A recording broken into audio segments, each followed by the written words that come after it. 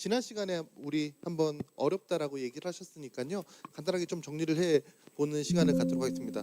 마이 웰니스 랩은 기본적으로 객관적인 데이터를 바탕으로 파트너분들, 소비자분들의 현 상태를 확인하고 그 부분에 도움이 될 수 있는 방향성을 제시해주는, 여기에 추가적으로 건강기능식품 추천을 해주는 플랫폼이다라고 얘기 드렸고, 마이 웰니스 랩의 가장 큰 가치는 빅데이터에 기반하고 높은 예측률을 가지고 있다라고 설명을 드렸습니다. 기억나시나요?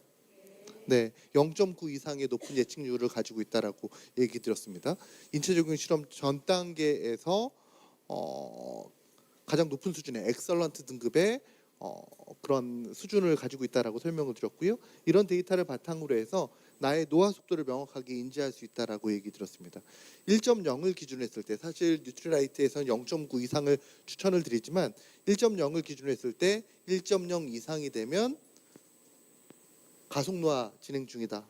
1.0 이하가 되면 저속노화 상태다라고 얘기 드렸고요. 이 노화 속도를 결정짓는 요소들이 다음에 보이는 6가지 요소들인데, 이 중에서 가장 중요한 게 노화 억제, 만성질환 억제, 근육 밸런스 분석 지수라고 얘기 드렸습니다.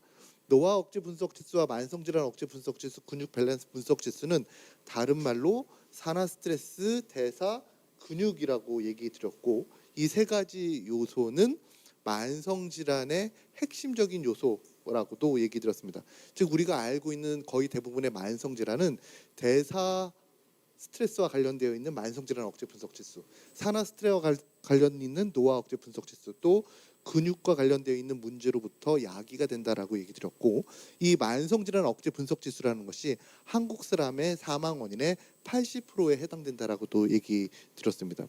근데 이 만성질환이라는 것은 일상적인 생활 속에서 전조 증상이 거의 없는 그러한 질병이라고도 얘기 드렸습니다. 그러면서 예를 들어 드렸던 게 간 질환 얘기 드렸고요, 혈당 예를 들어 드렸고요, 또 혈행 건강과 관련되어 있는 부분에 예를 드렸습니다. 기억나시나요? 진짜 5교시는 5교시인가 봐요. 네, 큰일 났네. 얘기 들어드렸습니다.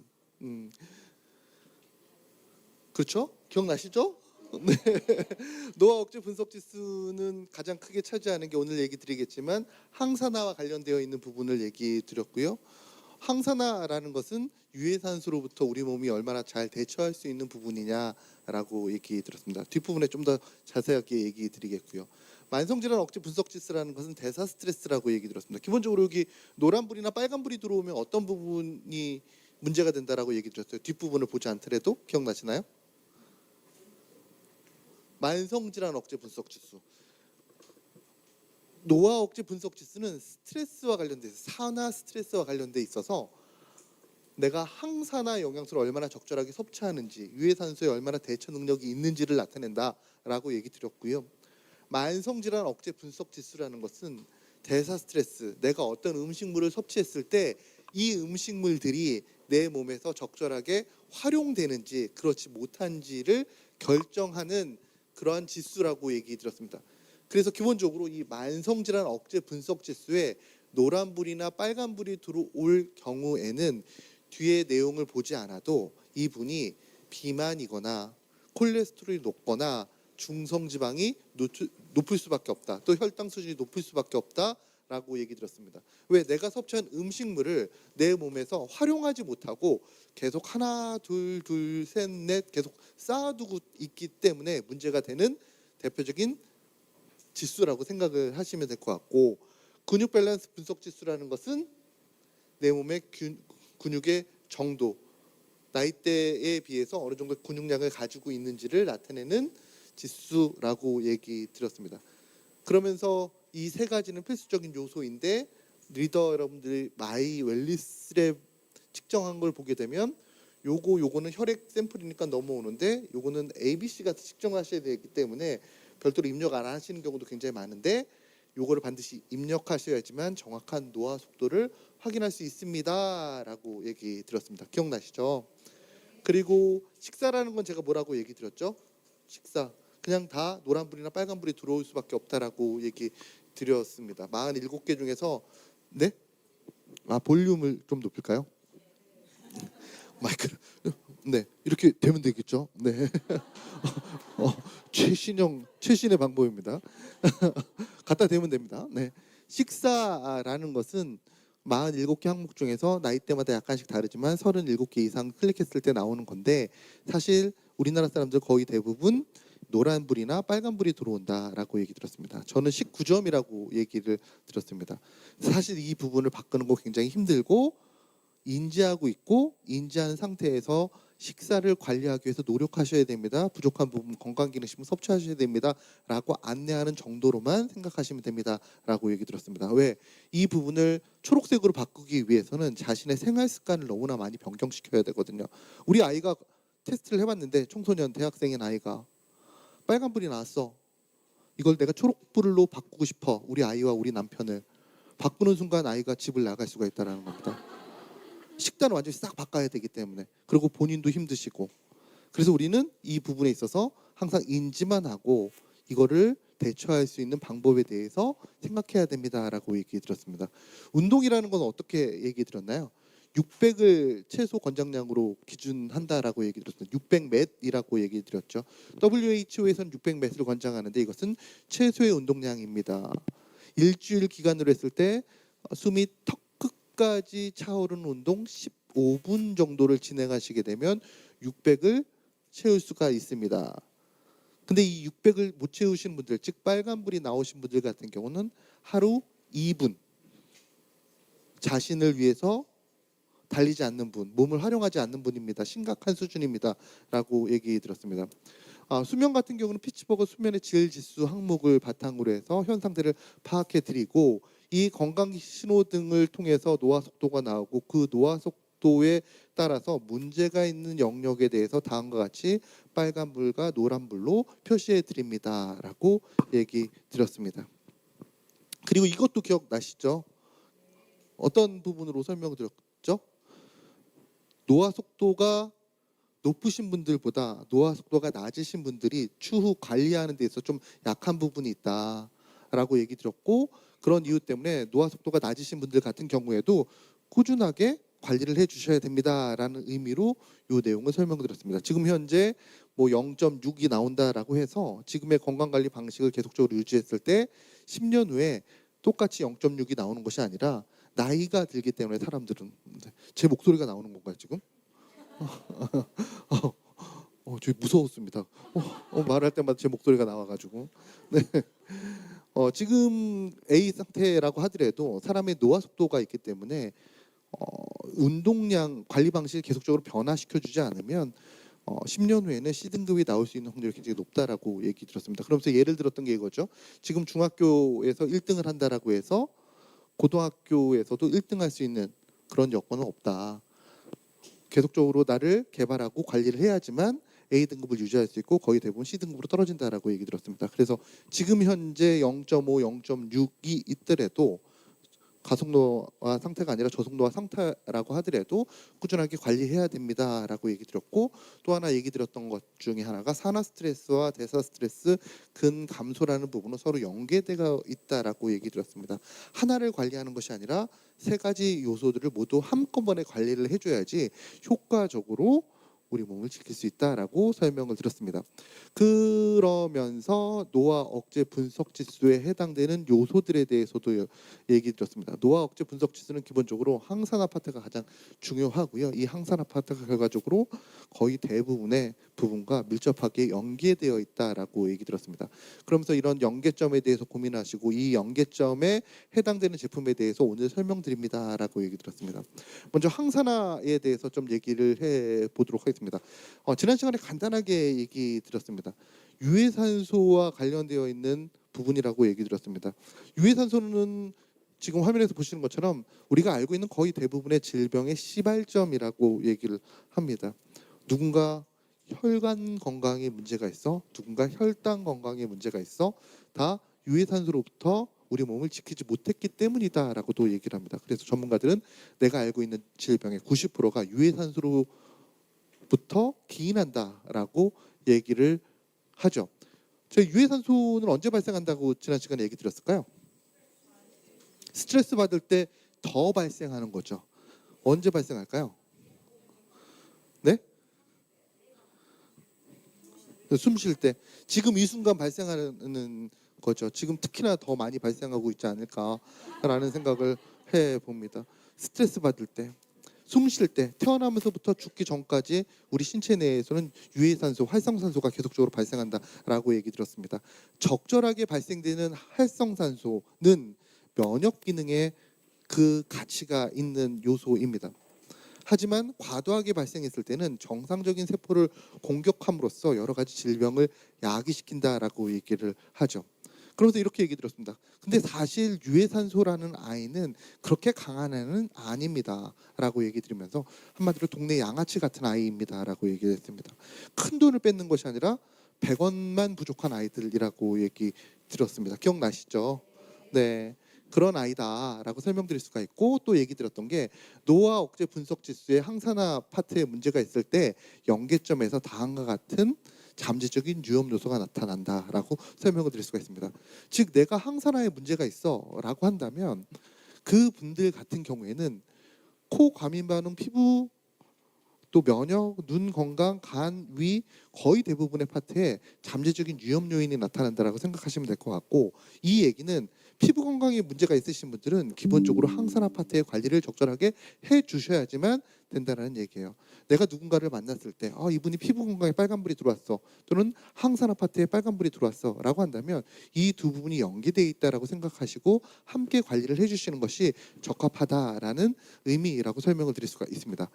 활성산소, 유해산소라는 것은 앞서도 간단하게 얘기 드렸듯이 긍정적인 부분이 있지만 지금 현재는 너무 과도하게 생성되고 있기 때문에 문제입니다 라고 얘기 드렸죠. 그럼 이런 활성산소가 과도하게 많이 발생할 경우 대표적으로 어떤 문제가 발생할까? 이 부분을 꼭 기억해 두시면 좋을 것 같아요. 만성질환이라는 것이 기본적으로 전조 증상이 없다라고 얘기 드렸습니다. 서서히 나의 몸을 좀먹는 아이들이라고 생각하시면 될 것 같은데요. 대표적으로 이 활성산소가 계속적으로 발생했을 경우 제일 먼저 문제가 되는 것 중에 하나가 바로 혈행 건강과 관련되어 있는 부분의 문제라고 얘기를 한다라고 설명드릴 수가 있습니다. 또 당뇨와 관련되어 있는 부분에서도 기본적으로 활성산소가 아주 밀접한 관련성이 있다라고 얘기를 하죠. 움직이는 순간 유해산소가 발생한다라고 얘기를 해요. 예를 들어서 이 내용은 이거예요. 이 손가락을 움직이면 누군가 에너지를 소모하는 거죠. 관절에서 또 내 근육에서 에너지를 소모해서 관절에 영향을 주는 거입니다. 그럼 관절 안에서는 에너지가 소모되기 때문에 부가적으로 유해산소라는 것이 발생하게 돼요. 이때 발생한 유해산소는 당연히 그 주변에 있는 관절 연골을 공격하게 되고요. 그 공격이 빈번하게 일어날 경우에 연골의 가속 노화를 촉진한다라고 생각하시면 될 것 같아요. 당뇨도 마찬가지입니다. 내가 단 음식을 계속적으로 섭취해, 지속적으로 꾸준하게 쉼 없이 섭취해라고 한다면 우리 신체 내에서는 이 혈당을 정상적으로 유지하기 위해서 혈당을 세포 안으로 밀어넣어주는 인슐린을 계속적으로 생성하게 됩니다. 인슐린은 췌장에서 만들어지거든요. 췌장에서 인슐린을 만드는 일은 한마디로 에너지를 소모하는 일입니다. 뭔가를 활용해서 인슐린을 만들어야 되기 때문에 에너지를 쓰는 일이에요. 이때 에너지를 쓰게 되면 부가적으로 이 췌장 안에서 유해산소라는 것이 나오게 되고, 이때 발생한 유해산소는 췌장에 인슐린을 만드는 베타세포를 공격하게 됩니다. 이게 빈번하게 일어날 경우에 결과적으로 베타세포의 기능이 떨어지게 되고, 베타세포의 기능이 떨어지게 되면 인슐린의 생성이 줄어들게 되죠. 그러면 혈당의 조절에 어려움을 느끼게 되고요. 그로 인해서 혈당 관련돼 있는 문제가 발생할 수 있어요. 이게 바로 유해산소라는 것이 우리 신체에서 하는 안 좋은 대표적인 형태라고 설명을 드릴 수가 있습니다. 그렇다면 이런 유해산소가 일반적으로 증가되는 요인은 무엇일까? 일상적인 생활 속에서 여기 계신 리더 여러분들이 혹시나 마이 웰리스랩 분석을 한 이후에 산화 스트레스에 문제가 있으신 분들에게 가장 기본적으로 이 부분에 대해서 언급을 해주셔야 됩니다. 산화 스트레스 수준을 낮추기 위해서는 기본적으로 생활 습관, 또 환경적인 요인, 신체적인 요인을 꾸준하게 관리를 해 주셔야 됩니다. 생활 습관이라는 부분에선 흡연과 과도한 음주에 대해서 좀 신경을 쓰시게 되고, 가장 어렵지만 과식을 줄여주셔야 됩니다. 내가 음식을 섭취하게 되면 이 음식을 대사하는 과정에서 에너지를 많이 사용하게 되고, 에너지를 사용한다는 것은 결과적으로 유해산소를 만들어내는 일이기 때문에 뭐 흡연과 음주는 너무나 당연스럽게 우리 산화 스트레스를 올리는 요소이겠죠. 그리고 지난 시간에 얘기 드렸던 가공식품과 관련돼 있는 부분도 줄여주셔야지만 일상적인 생활 속에서 내 몸에서 발생하는 유해산소로부터 내 몸을 지킬 수 있습니다. 라고 얘기해 주셔야 된다는 것이죠. 또 여기에 추가적으로 환경적인 요인도 얘기 드려야 됩니다. 기본적으로 생활 습관이라는 것은 내재되어 있는 환경에서 유해산소가 발생하는 것을 일반적으로 의미합니다. 하지만 환경적인 요소라는 것은 내 몸에서 발생한다는 개념보다는 외부의 영향에 의해서 발생하는 유해산소를 일반적으로 많이 얘기를 하고요. 대표적으로 미세먼지나 방사선이 가장 대표적입니다. 그리고 특히나 요즘같이 짱짱한 날에 자외선과 관련되어 있는 부분에 있어서 좀 신경을 많이 써주셔야 됩니다. 뒤에 설명을 드리겠지만 유해산소 중에서 급수가 이렇게 정해져 있어요. 기본적으로 누군가는 100원을 뺏는 아이가 있는데 누군가는 150원을 요구하는 아이가 있어요. 조금 더 질 안 좋은 양아치들이라고 생각하시면 될 것 같습니다. 이런 양아치들 중에서 좀 급수가 높은 아이가 가장 대표적으로 자외선이라는 아이입니다. 자외선에 의해서 발생하는 유해산소를 우리가 싱글렛 옥시즌이라고 얘기를 하는데요. 얘는 순간적으로 발생해요. 순간적으로. 일반적으로 한번 발생하게 되면 관리가 굉장히 힘듭니다. 그래서 기본적으로 자외선과 관련되어 있는 유해산소 같은 경우는 뒤에 설명을 드리겠지만 차단하는 게 가장 답이다. 좋은 답이다라고도 얘기를 많이 합니다.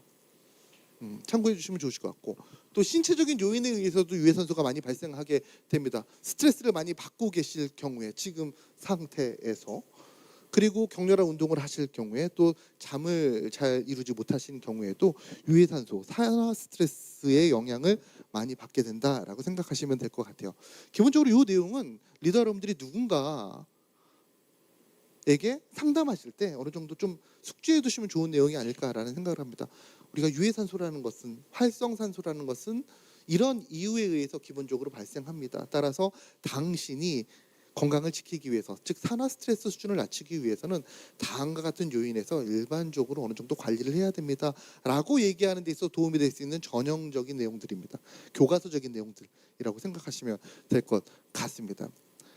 그리고 이 부분에 문제가 있으신 분들에게 마이 웰리스랩에서는 다음과 같은 영양소를 추천을 해드립니다. 항산화 파트에 빨간불이나 노란불이 들어올 경우에 기본적으로 꽤 많은 영양소가 추천이 됩니다. 여기서 이제 리더 여러분들께서 저 영양소의 차별성에 대해서 인지를 해주시면 좋다라는 거예요. 기본적으로 여기까지는 분석치로 나오기 때문에 여기서 한 분 한 분에게 조금 더 보탬이 될 수 있는 영양소를 인지하기 위해서는 기본적으로 아래쪽에 있는 검정색 물구를 명확하게 인지하시는 것이 굉장히 중요합니다. 항산화라고 해서 다 똑같은 기능을 가지고 있는 것이 아니에요. 다 다른 기능을 가지고 있고 다른 환경에서 활용이 됩니다.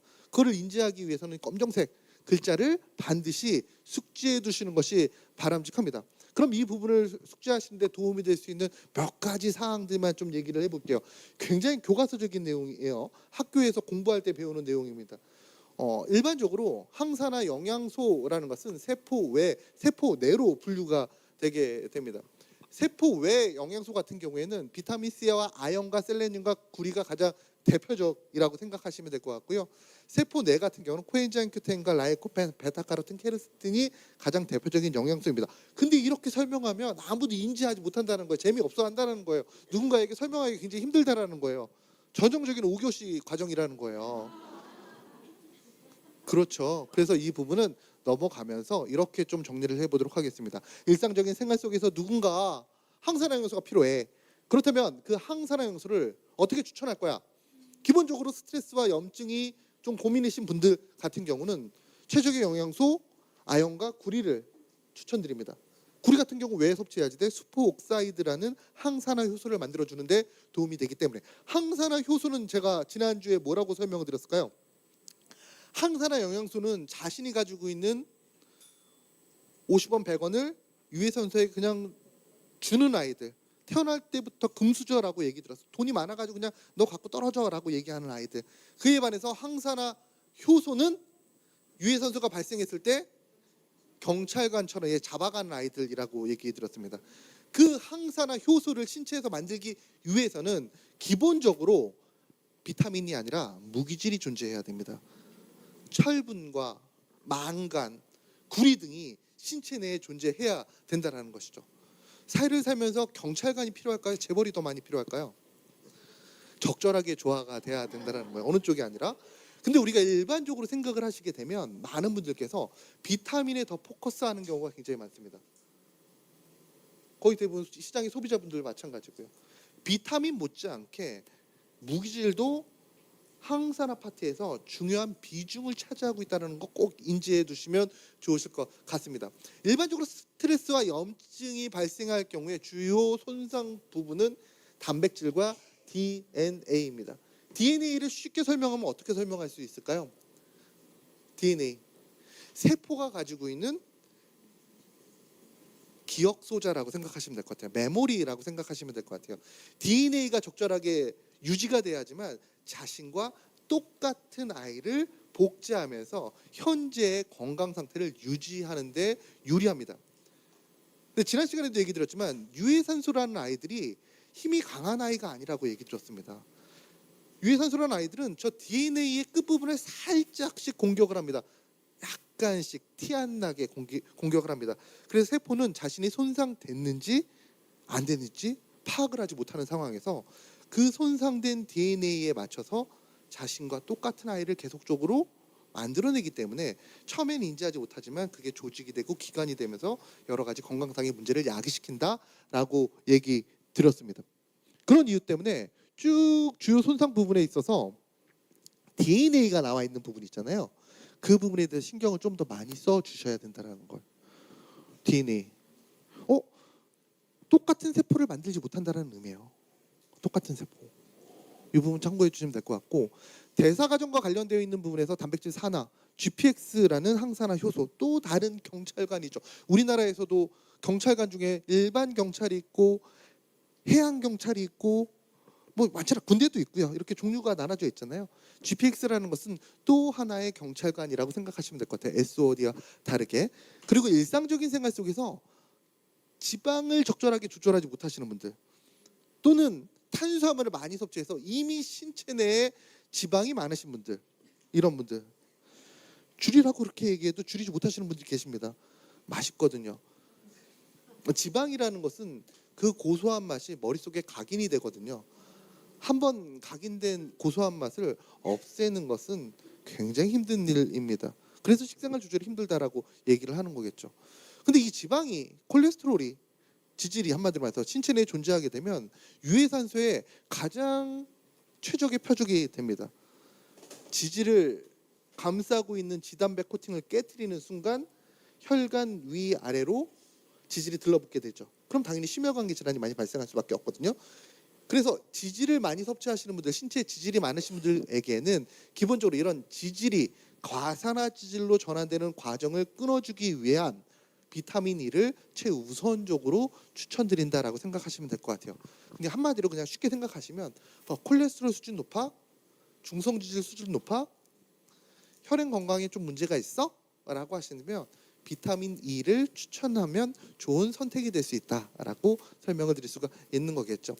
자외선과 관련되어 있는 부분, 제가 앞서 싱글렛 옥시즌이라고 얘기를 했습니다. 한번 발생하면 관리가 굉장히 힘든 악독한 범죄자라고 생각하시면 될 것 같아요. 급수가 좀 높은 양아치라고 생각하시면 될 것 같은데요. 이런 아이들 같은 경우는 보통 피부 건강에 안 좋은 영향을 많이 주게 됩니다. 자외선에 기인한다라고 얘기 드렸고요. 이런 아이들에게 있어서 긍정적으로 좀 도움이 될 수 있는 대표적인 항산화 영양소는 라이코펜이라는 항산화 영양소입니다. 라이코펜은 어디 많이 포함되어 있을까요? 그렇죠. 리코펜이라고도 얘기합니다. 토마토에 많이 포함이 되어 있습니다. 토마토는 사투리인가?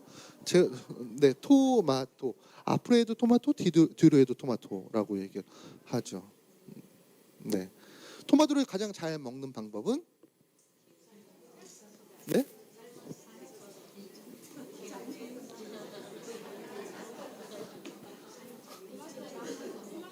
다양한 방법이 있죠. 네, 다양한 방법이 있죠. 토마토의 라이코펜은 신체 전반적인 부분의 기초 건강을 지켜주는 데 있어 굉장히 중요한 역할을 수행합니다. 지중해식이라고 얘기를 하잖아요. 걔네들이 얘기하는 지중해식의 핵심이 바로 토마토예요. 토마토. 근데 우리나라 사람들이 토마토 아무리 먹어도 라이코펜을 잘 득하지 못한다라고 얘기해요. 그 이유는 우리가 먹는 거랑 걔네가 먹는 거 틀리거든요. 라이코펜 자체가 틀린 게 아니라 라이코펜은 지용성 식물 영양소입니다. 지용성. 기름에 잘 녹는 아이예요. 그리고 토마토라는 아이들은 섬유질이 굉장히 좀 드센 아이들입니다. 근데 우리가 우리나라에서 기본적으로 날로 이렇게 먹잖아요. 그렇죠? 간간히 이게 소금도 뿌려 먹고, 소금도 이렇게 네, 그렇게 여러 가지 방법으로 설탕 뿌려 먹는 사람도 있고요. 네, 이렇게 그냥 아그작아그작 씹어 먹으면 이 토마토 내에 있는 라이코펜이 소화되는 과정에서 밖으로 나오지 못합니다. 식이섬유는 토마토로 감싸고 있는 식이섬유를 우리가 다른 말로 난소화성 탄수화물이라고 얘기를 하거든요. 난소화성 탄수화물이라는 건 말 그대로 사람의 소화 요소로는 소화되지 않는, 활용하지 못하는 탄수화물을 의미합니다. 걔네들에게 이렇게 갖춰져 있어요. 라이코펜이 안쪽에. 그래서 먹으면 아그작아그작 씹어 먹으면 라이코펜을 섭취할 수 있는 확률이 굉장히 낮습니다. 안타깝게도 맛도 없는데 어렵게 먹은 건데. 그래서 우리가 많이 권장하는 게 삶아서 섭취하십시오라고 얘기를 합니다. 삶아서. 근데 토마토를 삶아서 먹기에는 너무나 맛이 없고 시간이 아깝습니다. 그래서 그 다음으로 얘기하는 게 올리브유에 같이 넣어서 조리를 해 드십시오라고 얘기합니다. 그게 바로 지중해 음식이죠. 일반적으로 조리를 하게 되면 섬유질이 벌어지게 됩니다. 사람의 소화 요소가 못하는 일을 얘네가 한다라는 것이고요. 또 올리브유가 있게 되면 이 지용성 파트의 라이코펜이 쓱 들어가 가지고 라이코펜을 끄집어 내옵니다. 그래서 라이코펜의 섭취에 좀 더 용이하다라고 얘기를 합니다. 제가 이렇게 번잡하게 얘기 드리는 것은 가장 좋은 방법 중에 하나는 건강기능식품을 통해 섭취하는 방법이기 때문이야. 이렇게 이런 과정을 어떻게 해야 되는 걸까라는 생각을 하죠. 그렇죠? 건강기능식품이라는 것은 매우 단순합니다. 일상적인 생활 속에서 부족한 영양소를 보충하는 식품입니다. 영양소를 보충하기 위해서 식생활이 정말 잘 되면 건강기능식품 필요 없어요. 근데 우리나라 사람들의 식생활 점수가 굉장히 낮습니다. 그리고 부족한 부분에 있어서 개선하기가 힘들기 때문에 그 개선적인 차원, 도움적인 차원에서 우리가 건강기능식품을 섭취한다라고 생각하시면 될 것 같아요. 라이코펜 도움이 돼요. 남성분들에게 도움이 됩니다. 남성분들 피부 얘기 많이 하시는데요. 남성분들에게 있어서 라이코펜이라는 영양소는 전립선 관련되어 있는 부분에 큰 도움이 됩니다. 우리나라에서 지금 판매가 되고 있는 전립선 건강 제품들 있잖아요. 기본적으로 들어가 있는 게 라이코펜 기본적으로 들어가 있어요. 네? 소팔메토는 주 원료이고요. 그렇죠. 소팔메토 들어가 있고 아연 들어가 있고. 뉴트라이트 소팔메토 제품의 가장 큰 특징은 뭘까요? 우리 소팔메토 들어가 있어요. 다른 회사에도 소팔메토 들어가 있어요. 근데 뉴트라이트의 소팔메토 제품의 특징은 네툴루트라는 성분이 들어가 있다는 거예요. 전립선 비대를 일으키는 두 가지 길이 있어요.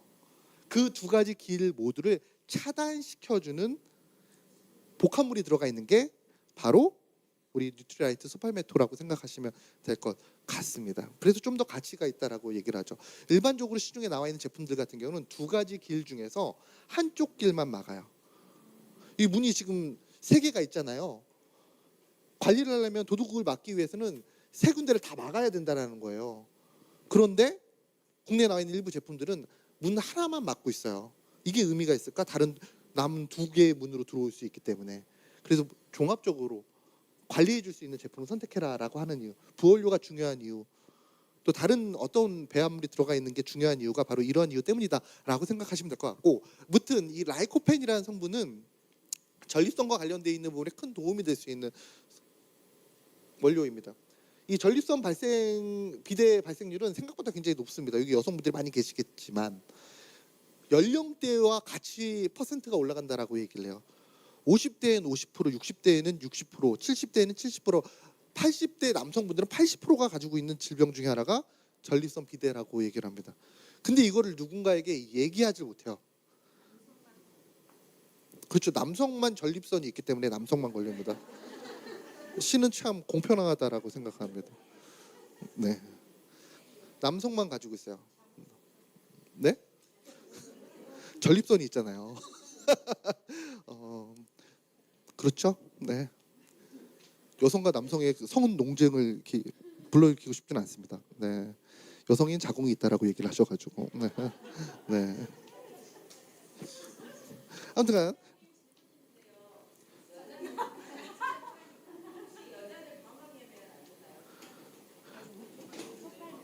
소팔메토요.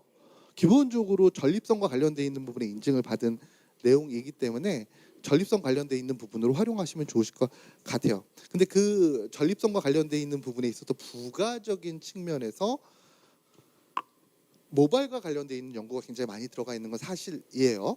근데 네네네 네, 그런 부분은 있어요. 호르몬과 관련돼 있는 부분에 도움이 되기 때문에.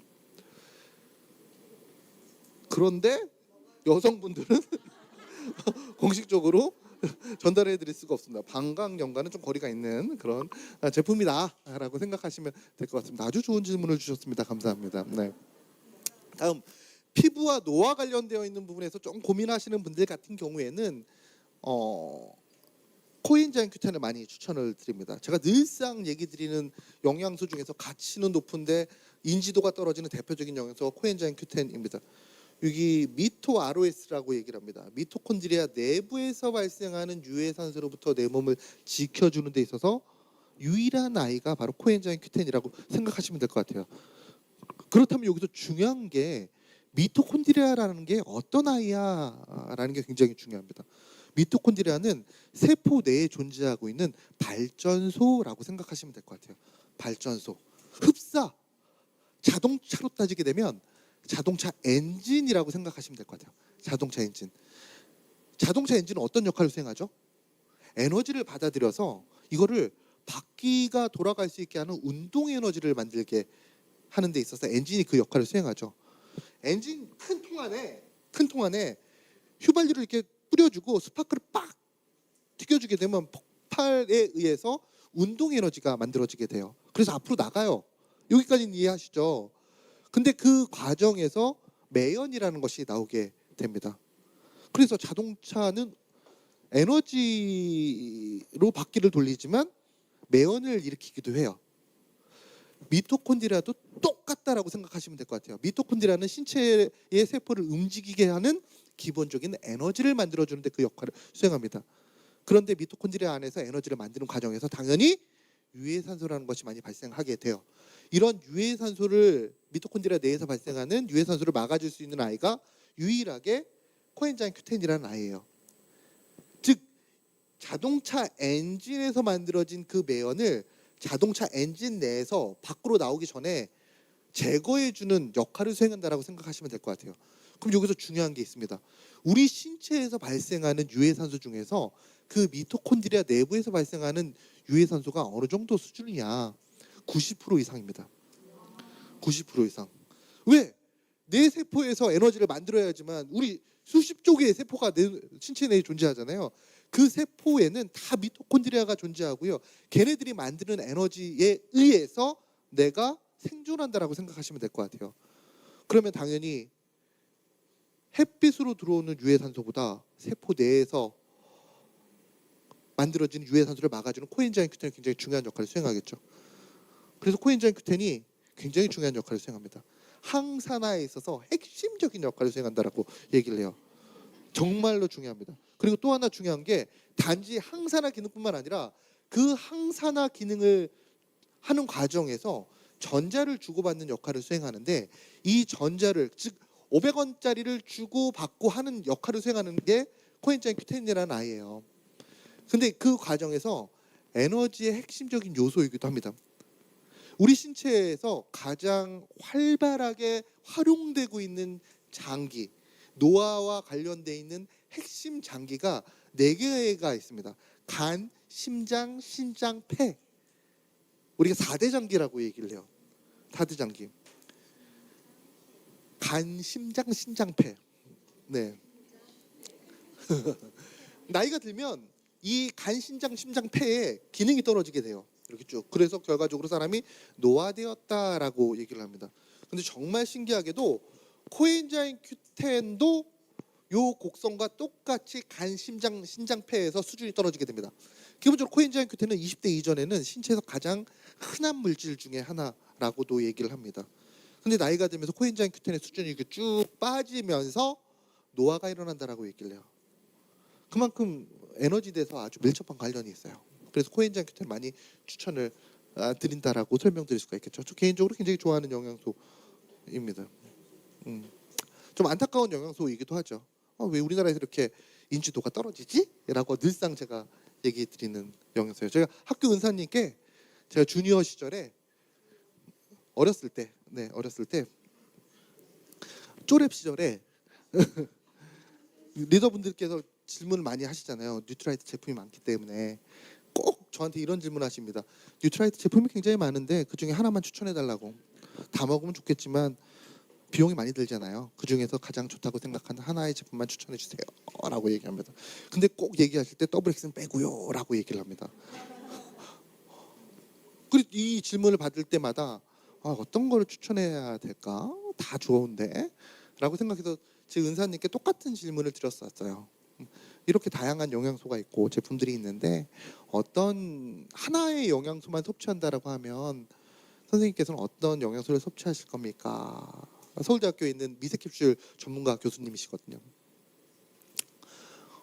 여쭤보니까 그 선생님이 처음에 했던 얘기가 바로 코엔자임 Q10이라는 영양소였습니다. 에너지 대사의 핵심적인 역할을 수행해 미토콘드리아에서 내 몸에 발전소가 없으면 내 몸의 기능은 떨어질 수밖에 없어. 또 그 발전소 내부에서 발생하는 여러 가지 유해산소로부터 내 몸을 지켜주는 데 도움이 돼. 라는 얘기를 하시면서 코엔자임 Q10을 적극적으로 추천을 해주셨던 기억이 새록새록 납니다. 그럼에도 불구하고 우리나라에서는 오메가3에 비해서 인지도가 굉장히 떨어지는 영양소입니다. 오메가3는 설명하지 않아도 누구나 다 중요한 걸 알고 있습니다. 코엔자임 Q10은 근데 설명하지 않으면 그 가치를 모릅니다. 왜 그럴까요? 우리나라에 처음으로 들어왔을 때 오메가3 같은 경우는 의약품으로 들어왔습니다. 의약품으로. 지금도 이 형태의 오메가3 같은 경우에는 처방전이 있어야지만 살 수 있는 오메가3 제품이 있어요. 근데 코엔자임 Q10 그 이후에 이제 건강기능식품으로 풀리면서 사람들의 인식 속에서 오메가3는 예전에 의약품으로도 섭취했어. 요즘에 근데 건강기능식품으로 섭취할 수 있구나라는 게 인식이 딱 들어온 거죠. 근데 코엔자임 Q10 같은 경우에는 우리나라에 처음에 들어왔을 때 피부 화장품용으로 들어왔습니다. 그래서 사람들의 머릿속에 난 피부와 관심이 없는데? 라는 인식이 굉장히 강합니다. 그래서 기억나실지 모르겠지만 코엔자임 Q10 우리나라에 처음 들어왔을 때 그 광고 문구를 보시게 되면 화사한 피부를 굉장히 강조를 합니다. 왜 피부가 화사해져? 에너지 대사를 촉진시키기 때문에 화사해진다는 거예요. 그래서 우리나라에서는 아직까지 지금 인지도가 좀 부족한 영양소라고 생각하시면 될 것 같아요. 이 부분을 좀 더 체계화시킨다면 리더 여러분들이 우리가 가지고 있는 다양한 영양소들을 좀 더 체계적으로 누군가에게 권장할 수가 있겠죠. 일상적인 생활 속에서 상담지를 작성하실 때 만성 피로와 피로를 많이 느끼시는 분들, 이런 분들은 기본적으로 미토콘드리아 내에 산화 스트레스가 계속적으로 증가되기 때문인데요. 이 분들에게 추천할 수 있는 대표적인 항산화 영양소는 비타민 C와 코엔자임 Q10입니다. 어떤 기전을 통해서 기본적으로 미토콘드리아의 활성산소의 수준을 낮춰주는 역할을 수행하기 때문에 운동량이 일상적인 생활 속에서 활동량이 많아. 이 분들의 경우에는 비타민 C와 셀레늄 을 추천을 드립니다. 저희가 일상적인 생활 속에서 운동 많이 하시는 분들에게 기본적으로 추천하는 영양소 파셀레늄 E라는 제품이 있잖아요. 운동하시는 분들에게 추천드립니다라고 하는데 셀레늄이 그 자체로도 가치 있는 항산화 영양소의 역할을 수행하지만 셀레늄은 GPX라는 또 다른 경찰이라고 얘기 들었습니다. 또 다른 경찰, 즉 항산화 효소를 만들어주는 데 있어 중요한 역할을 수행한다라고 설명을 드릴 수가 있습니다. 또 이런 부분도 좀 볼까요? 만성음주. 요즘에 술 많이 드시는 분 없으실 겁니다. 술 많이 드시나요? 안 드시죠? 요즘에 제 친구도, 저도 예전에 그쪽에 잠깐 연구소에서 근무를 했었는데, 제 친구 중에 그 주류회사 다니는 친구가 있어요. 굉장히 유명한. 이쪽에서 요즘에 난리가 난 거예요. 왜 난리가 났어? 라고 물어보니까 이 술을 즐기는 형태가 바뀌었대요, 사람들이. 예전에는 폭음이 가장 일반적이었대요. 폭음. 근데 요즘에 폭음을 하지 않는데요. 네? 술을 끊는 사람들이 그렇게 많대요, 요즘에. 근데 이 업계에서는 술 끊는 사람들은 걱정하지 않는데요. 언젠가 올 수 있는 사람들이라는 거야. 언젠가 먹기 때문에. 근데 정말 무서운 게, 문화 자체가 술을 줄이는 문화가 된 거에 대해서 굉장히 고민을 많이 하더라고요. 어떻게 하면 좀 더 많이 먹일 수 있을까?를 고민하는 게 주류 업계 사람들입니다. 그거 어쩔 수 없죠. 자기 업무이기 때문에. 이렇게 좀 술을 먹는 게 좀 남다르신 분들 같은 경우에는 간 건강을 지켜주는 게 있어서 좀 도움이 필요하겠죠. 가장 기본적으로 이런 영양소를 추천을 드리고요. 추가적으로 밀크시스를 뒤에 설명을 드리겠지만 좀 섭취해 주시면 좋으실 것 같아요. 평생의 숙제라고 얘기하는 다이어트. 네, 다이어트. 왜 다이어트? 평생의 숙제라는 것은 해도 안 된다는 얘기가 되는 거겠잖아요. 풀지 못하는 거잖아요. 풀지 못하는 거. 그냥 저는 항상 얘기 드립니다. 리더님, 평생의 숙제, 풀지 못하는 숙제를 안고 사실 필요는 없습니다. 다이어트를 하시는 것보다 좀 더 많이 드시고 그만큼 더 뛰시면 됩니다라고 얘기 드립니다. 네. 네? 먹어야 뛸 수 있다고요? 틀린 얘기는 아니신데. 네, 요 분들에게 있어서 좀 아연과 셀레늄, 망간 등을 조금 더 많이 추천드린다라고 설명을 드릴 수가 있습니다. 또 생활 습관으로 봤을 때 이렇게 좀 분류를 또 해봤어요. 디지털 피로 요즘 많이 좀 느끼신다라고 얘기를 하죠. 광산화라고 얘기를 하죠. 피부 빛에 의해서 좀 고민이 많으신데, 이럴 경우에는 베타카로틴이나 비타민 E, 비타민 C를 적극적으로 좀 추천을 드린다라고 설명을 드릴 수가 있습니다. 가장 좋은 것은 늘상 얘기 드리는데, 저런 생활 습관 상황을 멀리하는 게 가장 중요합니다. 늘상 얘기 드리는 거. 스마트폰 안 보면 되잖아요. 근데 어느 순간 저도 모르게 쇼츠를 보고 있는 저의 모습이 좀 안타까울 경우는 있습니다. 이런 경우를 대비해서 미리미리 섭취해 주는 것이 바람직하다라고 설명을 드릴 수가 있겠죠. 혈행 심혈관계 관리를 위해서는 비타민 E와 라이코펜을 추천을 드리고요. 기본적으로 컨디션 회복이 좀 느려 산화 누적이 좀 주요 원인이기 때문에 그 부분에 도움이 될 수 있는 영양소를 추천을 드립니다. 강황 추출물은 어디 들어가 있을까요? 뉴트라이트 XX에 들어가 있습니다. 우리나라에선 그 기능성의 가치에 대해서 많이 논하지 못하는데요. 본사 자료를 보게 되면 강황 추출물에 대해서 굉장히 많은 가치를 부여하고 연구가 진행되고 있다는 것도 참고적으로 좀 얘기 드리고 싶습니다. 참고해 주시면 좋으실 것 같습니다. 이런 다양한 항산화 영양소 중에서 소비자들에게 가장 쉽게 전달할 수 있는, 또 인지도가 높은 영양소라고 한다면 비타민 C가 가장 대표적이지 않을까라는 생각을 합니다. 앞서 설명드렸듯이 거의 대부분의 상황에서 중복되게 나오는 영양소가 일반적으로 많이 추천할 수 있는 영양소이거든요. 비타민 C가 가장 많이 나와요. 뉴트라이트 비타민 C 제품 많습니다. 올데이 비타민 C도 있고요, 아세로라 C 제품도 있는데, 오늘은 올데이 비타민 C 제품에 대해서 좀 설명을 드려보도록 하겠습니다.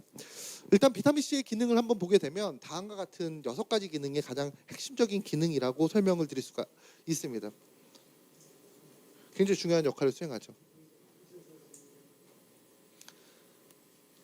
우리가 많이 알고 있는 항산화 기능 일반적으로 많이 얘기를 하시죠. 또 무기질의 흡수에 도움이 된다는 것도 많이 알고 계시죠. 또 콜라겐 합성에 도움이 되는 것, 이게 일반적으로 리더 여러분들이 누군가에게 비타민 C를 전달할 때 가장 기본적으로 나오는 얘기입니다. 비타민 C가 어떤 역할을 수행하죠, 리더님? 그럼 제일 먼저 얘기하시는 게 항산화 기능에 대해서 얘기를 많이 하십니다. 여기서 또 추가적으로 공부를 하신 분들은 콜라겐 합성에 대해서 얘기를 하십니다. 피부 건강에 도움이 되죠. 그런데 소비자들이 생각했을 때에는 전혀 다른 부분을 포커스를 잡습니다. 이 6가지 항목 중에서 소비자들이 생각하는 비타민C의 기능은 넘버원은 어떤 부분일까요? 네? 면역? 피로회복입니다. 우리가 그냥 쉽게 생각하셔야 됩니다. 건강기능식품 소비자의 트렌드에 맞춰서 전달하는 게 굉장히 중요하거든요. 예를 들어서 제가 리더님께 비타500을 이렇게 드려요.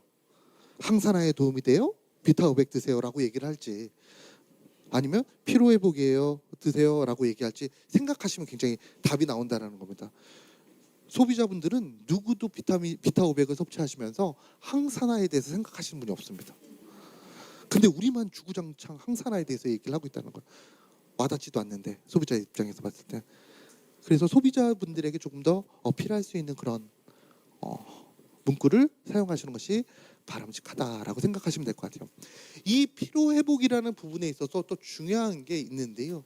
기본적으로 이 비타민C를 사용하시게 되면, 섭취하시게 되면, 뒤에 좀 설명을 드리겠습니다. 이 부분부터 좀 설명을 드릴게요. 그림이 또 어려웠어요. 좀, 네? 글씨가 작으세요? 네? 커도 몰라요? 저도 그렇습니다. 네. 분위기 좋았는데 갑자기 이게 나왔네. 비타민C가 피로회복에 도움이 되잖아요. 그래서 많은 분들께서 비타민C를 섭취하시고 찾으십니다. 또 흔하게 볼 수가 있습니다. 이 얘기는 우리 시장에 비타민C 제품이 굉장히 많다라는 의미예요. 그래서 리더 여러분들이 올데이 비타민C나 아세로라 C 제품을 누군가에게 추천할 때 항상 듣는 얘기 중에 하나가 이게 용량이 좀 더 높았으면 좋겠습니다라는 얘기 굉장히 많이 하십니다.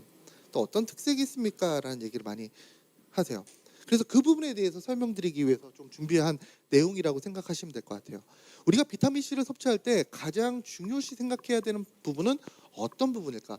기본적으로 소비자분들 같은 경우에는 용량에 대해서 많이 논하십니다. 용량에 대해서. 이게 1000인지, 1500인지, 2000인지, 2500인지에 대해서 굉장히 많이 얘기를 하세요. 그리고 이 용량이 올라가는 그 부분은 매년 올라갑니다. 매년 올라가요. 하나 예를 들어볼게요. 아세로라 C 제품 있잖아요. 뉴트라이트 대표적인 비타민C 제품. 이 제품이 언제 출시가 됐을까요? 2001년도 아마그램이라는 책자에 문구가 나와요. 2002년 1월에 출시가 됩니다. 뭐 이렇게 나와요. 근데 그 광고 문구를 보게 되면 어떤 문구가 나오냐면 고함량 비타민C라고 나옵니다. 하루 섭취 200mg짜리였는데 그 당시에 트렌드를 보게 되면 음료 형태의 제품의 비타민C는 있었어. 그리고 일반적으로 정제 타입은 50mg 일반적이었습니다. 근데 그 당시 200mg이 나왔어요. 고함량이죠. 시장에 고함량을 어떻게 보면 처음으로 쏘아 올린 게 뉴트라이트 아세로라 C 제품이라고 저는 생각합니다. 업계 1위에서 고함량을 기치를 내걸고 제품을 쏘아 올리다 보니까 그 다음에 250짜리가 나오고 500짜리가 나오고 1000짜리가 나오고 1500짜리가 나오게 됩니다. 그래서 지금 현재 고땡땡에서는 고땡땡 단에서는 2500에서 3000짜리도 나오게 됩니다. 함량이 높은 걸 함량이 최고예요 이렇게 생각하시게 됩니다. 근데 이게 업계에서도 이 함량을 올리는데 한계가 있거든요. 한계가 있다 보니까 그 다음에 나온 게 이제 함량을 내리면서 기술적인 부분이 적용되게 됩니다. 뭐 리포좀 기술이 적용되어 있습니다. 우리는 함량은 낮지만 흡수가 잘 됩니다라는 얘기를 해요. 그러면서 막 이렇게 광고를 한다는 거예요. 그럼 저는 이렇게 생각을 하게 되죠. 이 함량이 높은 거와 흡수가 잘 되는 거, 종국에 얘네들이 추구하는 게 뭐야? 그러면 결과적으로 함량이 높은 이유가 뭐야? 아니면 흡수율이 높은 이유가 뭐야? 기본적으로 우리 혈중에 비타민C가 충분히 존재돼야 된다는 공통적인 결론이 있다라는 거예요. 그래서 한쪽에서는 함량을 내리고 한쪽에서는 흡수를 높인다는 것이죠. 그렇다면 여기서 중요한 게 그렇다면은 우리 혈중에 어느 정도 수준이 있어야지 적정한 비타민C의 농도인가? 그 농도를 인지해야지만 좋은 비타민 C를 섭취할 수 있다는 거죠. 좋은 방법으로. 그래서 문헌자를 찾아보니까 이 자료가 나온 겁니다. 이 동그라미 혈관이고요. 혈관을 단면으로 이렇게 딱 잘라놓은 겁니다. 혈액과 혈장에 비타민 C가 어느 정도가 있느냐, 건강을 지키기 위해서를 보게 되면 단위가 약간 생소합니다.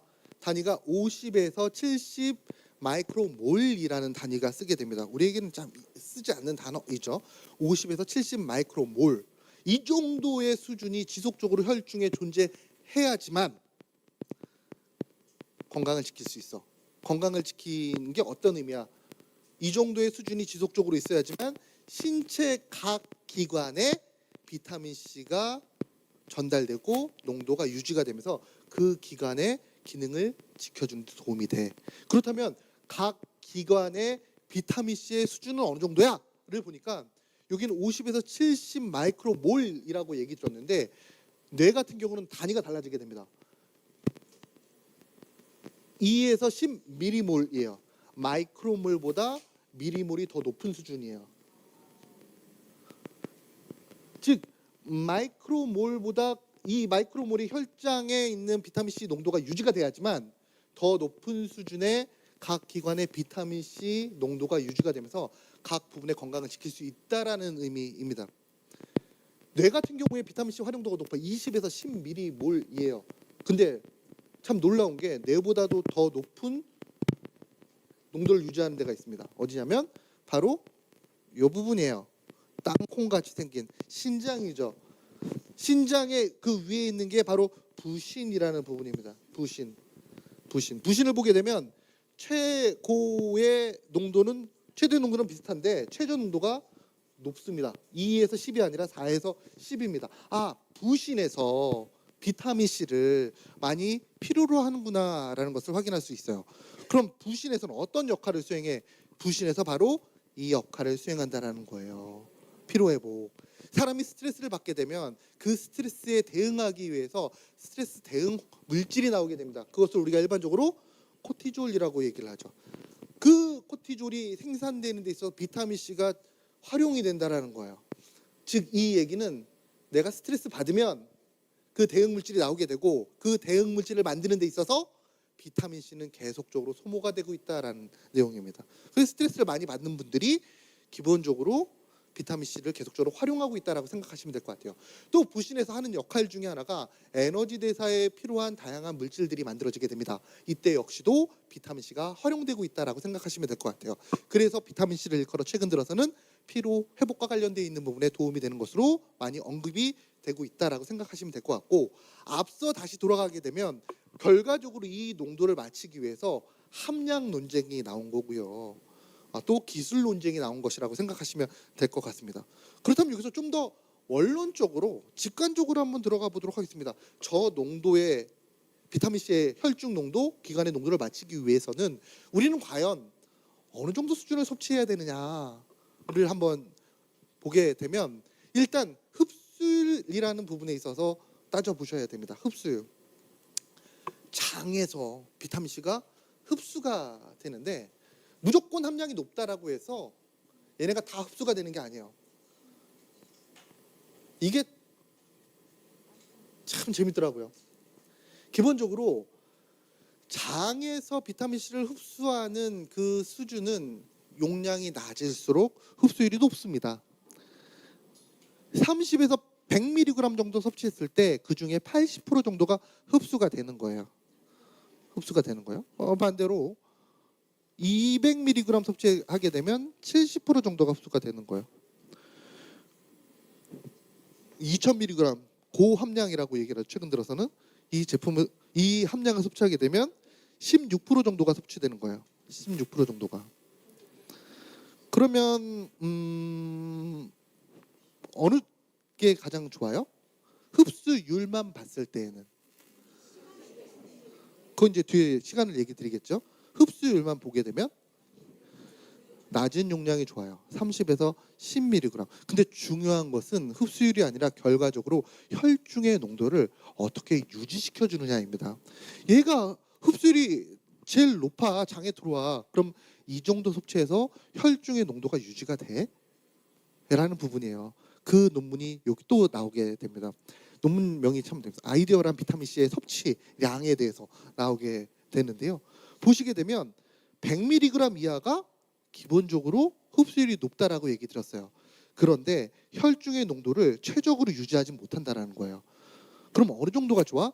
200mg을 섭취했을 때 기본적으로 흡수율이 70이라고 얘기 드렸으나 그 양이 혈중 농도가 신체를 지키는 데 있어서 가장 이상적이다라고 얘기를 합니다. 그럼 그 이상을 섭취하게 되면 여기 보면 400mg 이상을 섭취했을 때 200mg 이상을 섭취했으랑 큰 차이가 없다라는 겁니다. 이 부분이에요. 그러면 나는 그보다 더 많이 먹는데? 라고 얘기하실 수가 있어요. 이건 섭취한 순간을 의미합니다. 그래서 문헌 자료는 하나를 보는 게 아니라 여러 개를 보셔야 돼요. 기본적으로 비타민 C라는 것은 극수용성이라고 항상 얘기해 드립니다. 또 신체 활용도가 매우 높은 영양소입니다. 그런 이유 때문에 섭취한 직후에 혈중의 농도가 빠르게 올라가게 되고 또 혈중의 농도가 올라가는 순간부터 우리 신체에선 계속적으로 활용이 되는 영양소입니다. 그래서 섭취 순간에 200mg 섭취한다라고 하더라도 결과적으로 추가적인 보충이 없게 되면 농도는 내려갈 수밖에 없다라는 얘기가 되는 겁니다. 그럼 이 얘기는 어떤 얘기야? 결과적으로 200mg 좋아. 이거를 사람마다 약간씩 활동량의 차이가 있고 그 차이는 있겠지만 여러 번에 나눠서 꾸준하게 섭취하는 게 가장 좋은 방법이라고 설명을 드릴 수가 있습니다. 그냥 단순하게 그래프적으로 봤을 때 3000mg을 한 번에 꿀꺽 하는 것보다는 200mg씩 1시간 텀을 주고 꾸준하게 나눠서 섭취했을 때 도움이 된다는 얘기예요. 조금 더 혈중의 농도를 드라마틱하게 올려주는데 도움이 된다라고 설명을 드릴 수가 있습니다. 근데 이게 좀 쉬운 일은 아니거든요. 혈중의 농도를 꾸준하게 유지하기 위해서 그렇다면 내가 1시간에 한 번씩 아세로라씨를 섭취해야지 돼? 굉장히 번잡스러운 일이거든요. 그래서 추천드리는 것 중에 하나가 새로운 기술, 바로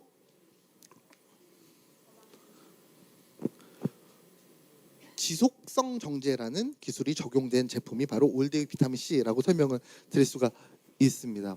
속방형 정제라는 것은 기본적으로 늘상 얘기 드리는데 일반적인 정제를 의미합니다. 섭취한 순간 정제가 붕해가 되게 됩니다. 섭취하는 순간 정제의 틀이 깨진다라는 거예요.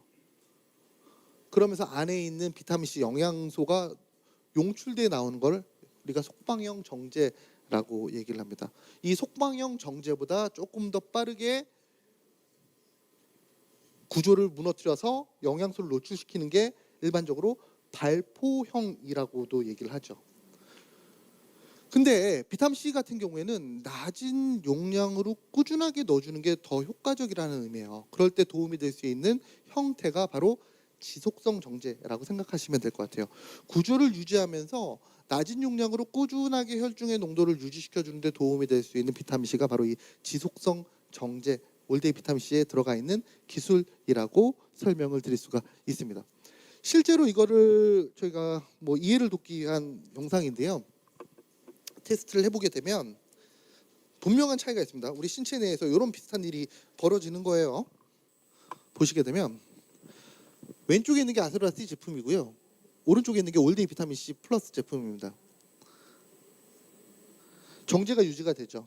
정제가 유지가 되면서 안에 있는 비타민 C가 용출돼 나오는 거라고 생각하시면 될 것 같아요. 지속적으로 우리 신체 내에 비타민 C를 공급해 줄 수 있는 기술이 바로 이 기술입니다. 그래서 기본적으로 8시간 동안 계속적으로 내 몸에 비타민 C를 제공하는 기술이 적용되어 있다라고 생각하시면 될 것 같습니다. 네? 갈아서 먹는 제품은 아닙니다. 네. 이 제품 앞부분에 좀 설명을 드릴게요.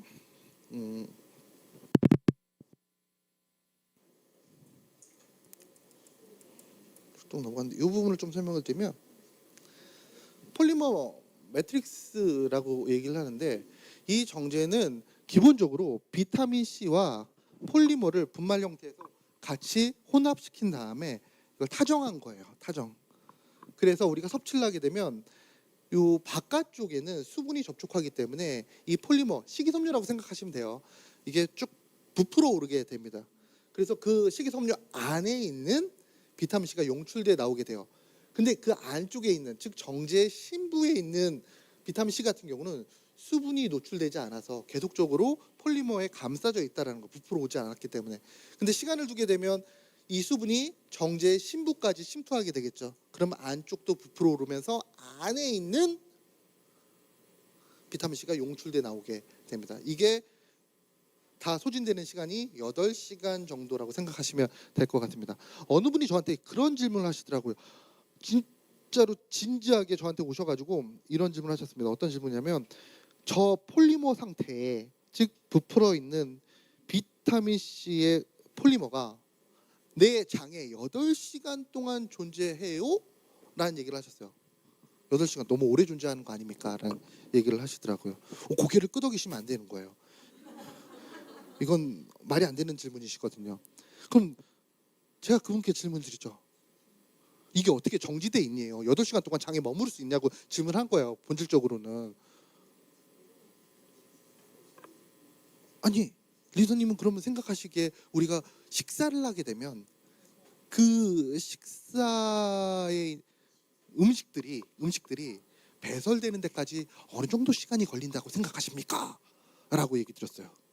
어느 정도 걸릴까요? 내가 어떤 음식을 섭취했을 때 이게 배설되는 데 걸리는 시간. 네? 12시간? 사람마다 다 다릅니다. 보통 24시간에서 72시간 정도 걸리게 됩니다. 내가 음식을 섭취하게 되면 씹지요. 그리고 넘어가죠, 식도로. 그리고 위에 머무르게 됩니다. 위에 머무르는 시간이 보통 3시간에서 4시간 정도 머무르게 됩니다. 그 과정에서 음식물, 고용화된 음식물이 즙과 같은 형태로 변하게 됩니다. 설사랑 관련 없는 거예요. 왜 음식물을 위에서 고용화되어 있는 음식물을 죽과 같은 형태로 만드냐면은 소장과의 접촉면을 늘리기 위해서예요. 그래야지만 그 안에 포함되어 있는 영양소가 흡수가 될 수 있거든요. 딱딱한 형태 같은 경우는 소장벽과 접촉할 수가 없다라는 거예요. 그래서 위산이라는 아이가 내가 섭취하는 음식물을 유미즙이라고 얘기를 하는데 죽과 같은 형태로 그냥 다 풀어버립니다. 그 과정에서 뭐 살균도 하고 그러겠죠. 그러면서 유문 간략근을 통해서 쭉 내려오면서 12장 뭐 거치면서 소장까지 넘어가게 되죠. 이게 위에서 넘어오는데 걸리는 시간이 보통 3시간에서 4시간 정도 이렇게 딱 잡혀 있고요. 그리고 소장 같은 경우는 한 6시간 정도 잡혀 있습니다. 음식물이 안에 있는 영양소를 그냥 우리가 빼낼 수 있는 게 아니라 서서히 이동하면서 안에 있는 영양소들이 흡수가 되는 거예요. 그 과정에서 영양소가 비타민C가 같이 용출돼 나오는 시스템이라고 생각하시면 될 것 같고요.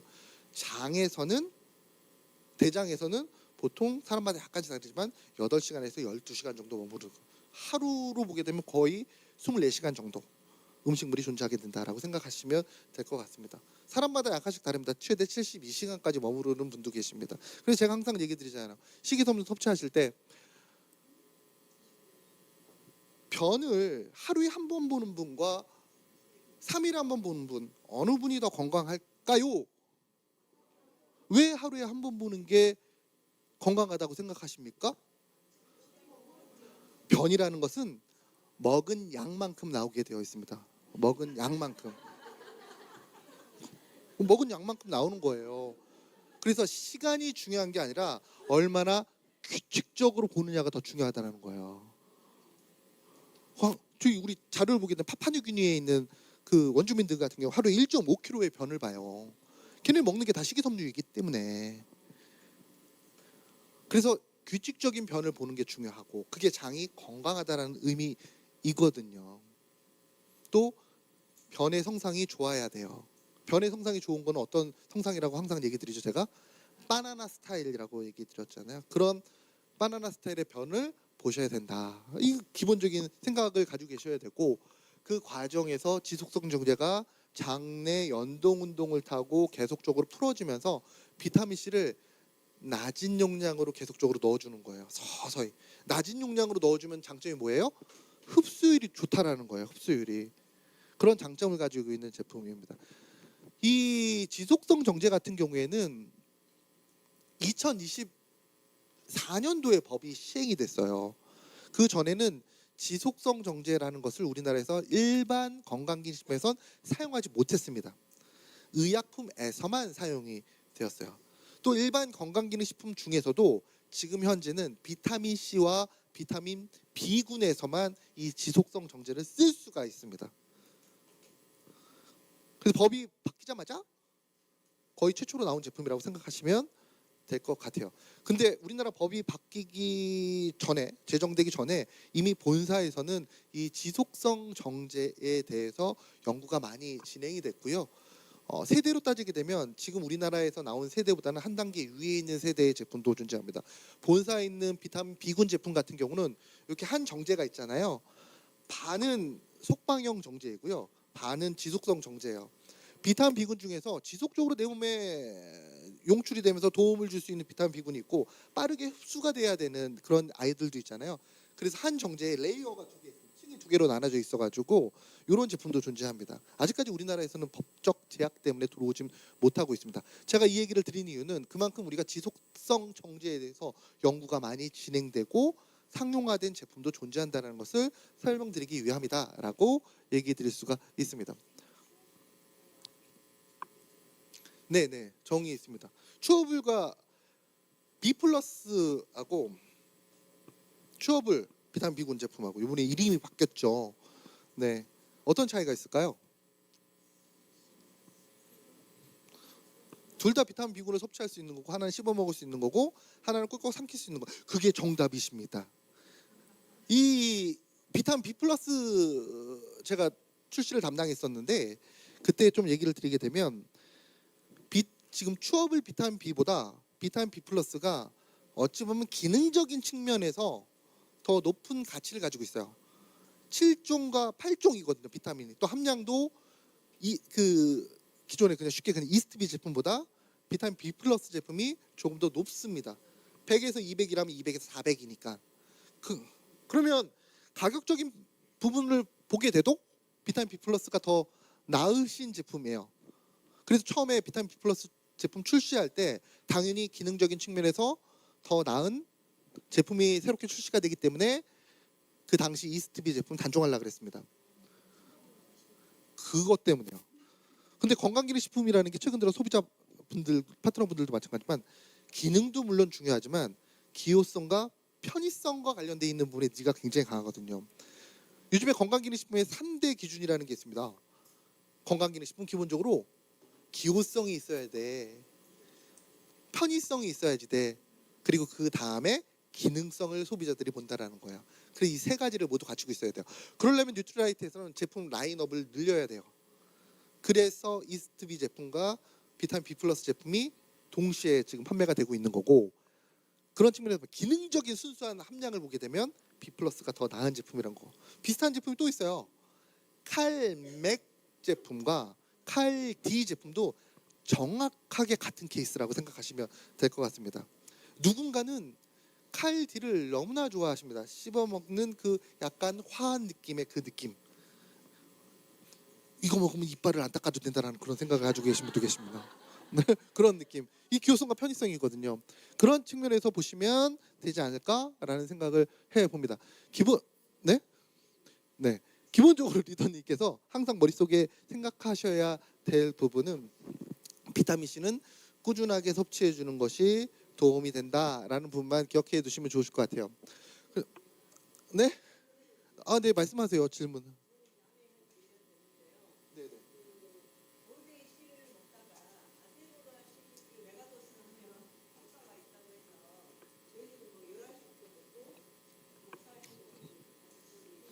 제가 앞서 네.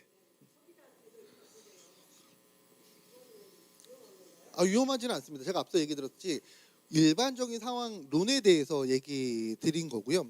건강을 지키기 위해서 좀 더 가감해서 섭취하는 거에 대해서는 저는 긍정적으로 생각을 합니다.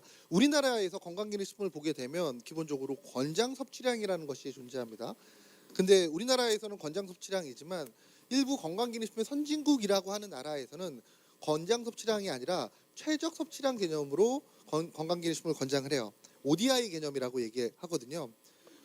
그 최적 섭취량이라는 것은 우리는 기본적으로 지난 시간에 얘기 들었나요? 리더님과 제가 더블 X를 같이 섭취한다라고 누구 손해라고 얘기 들었었죠? 모른다라고 얘기 들었잖아요.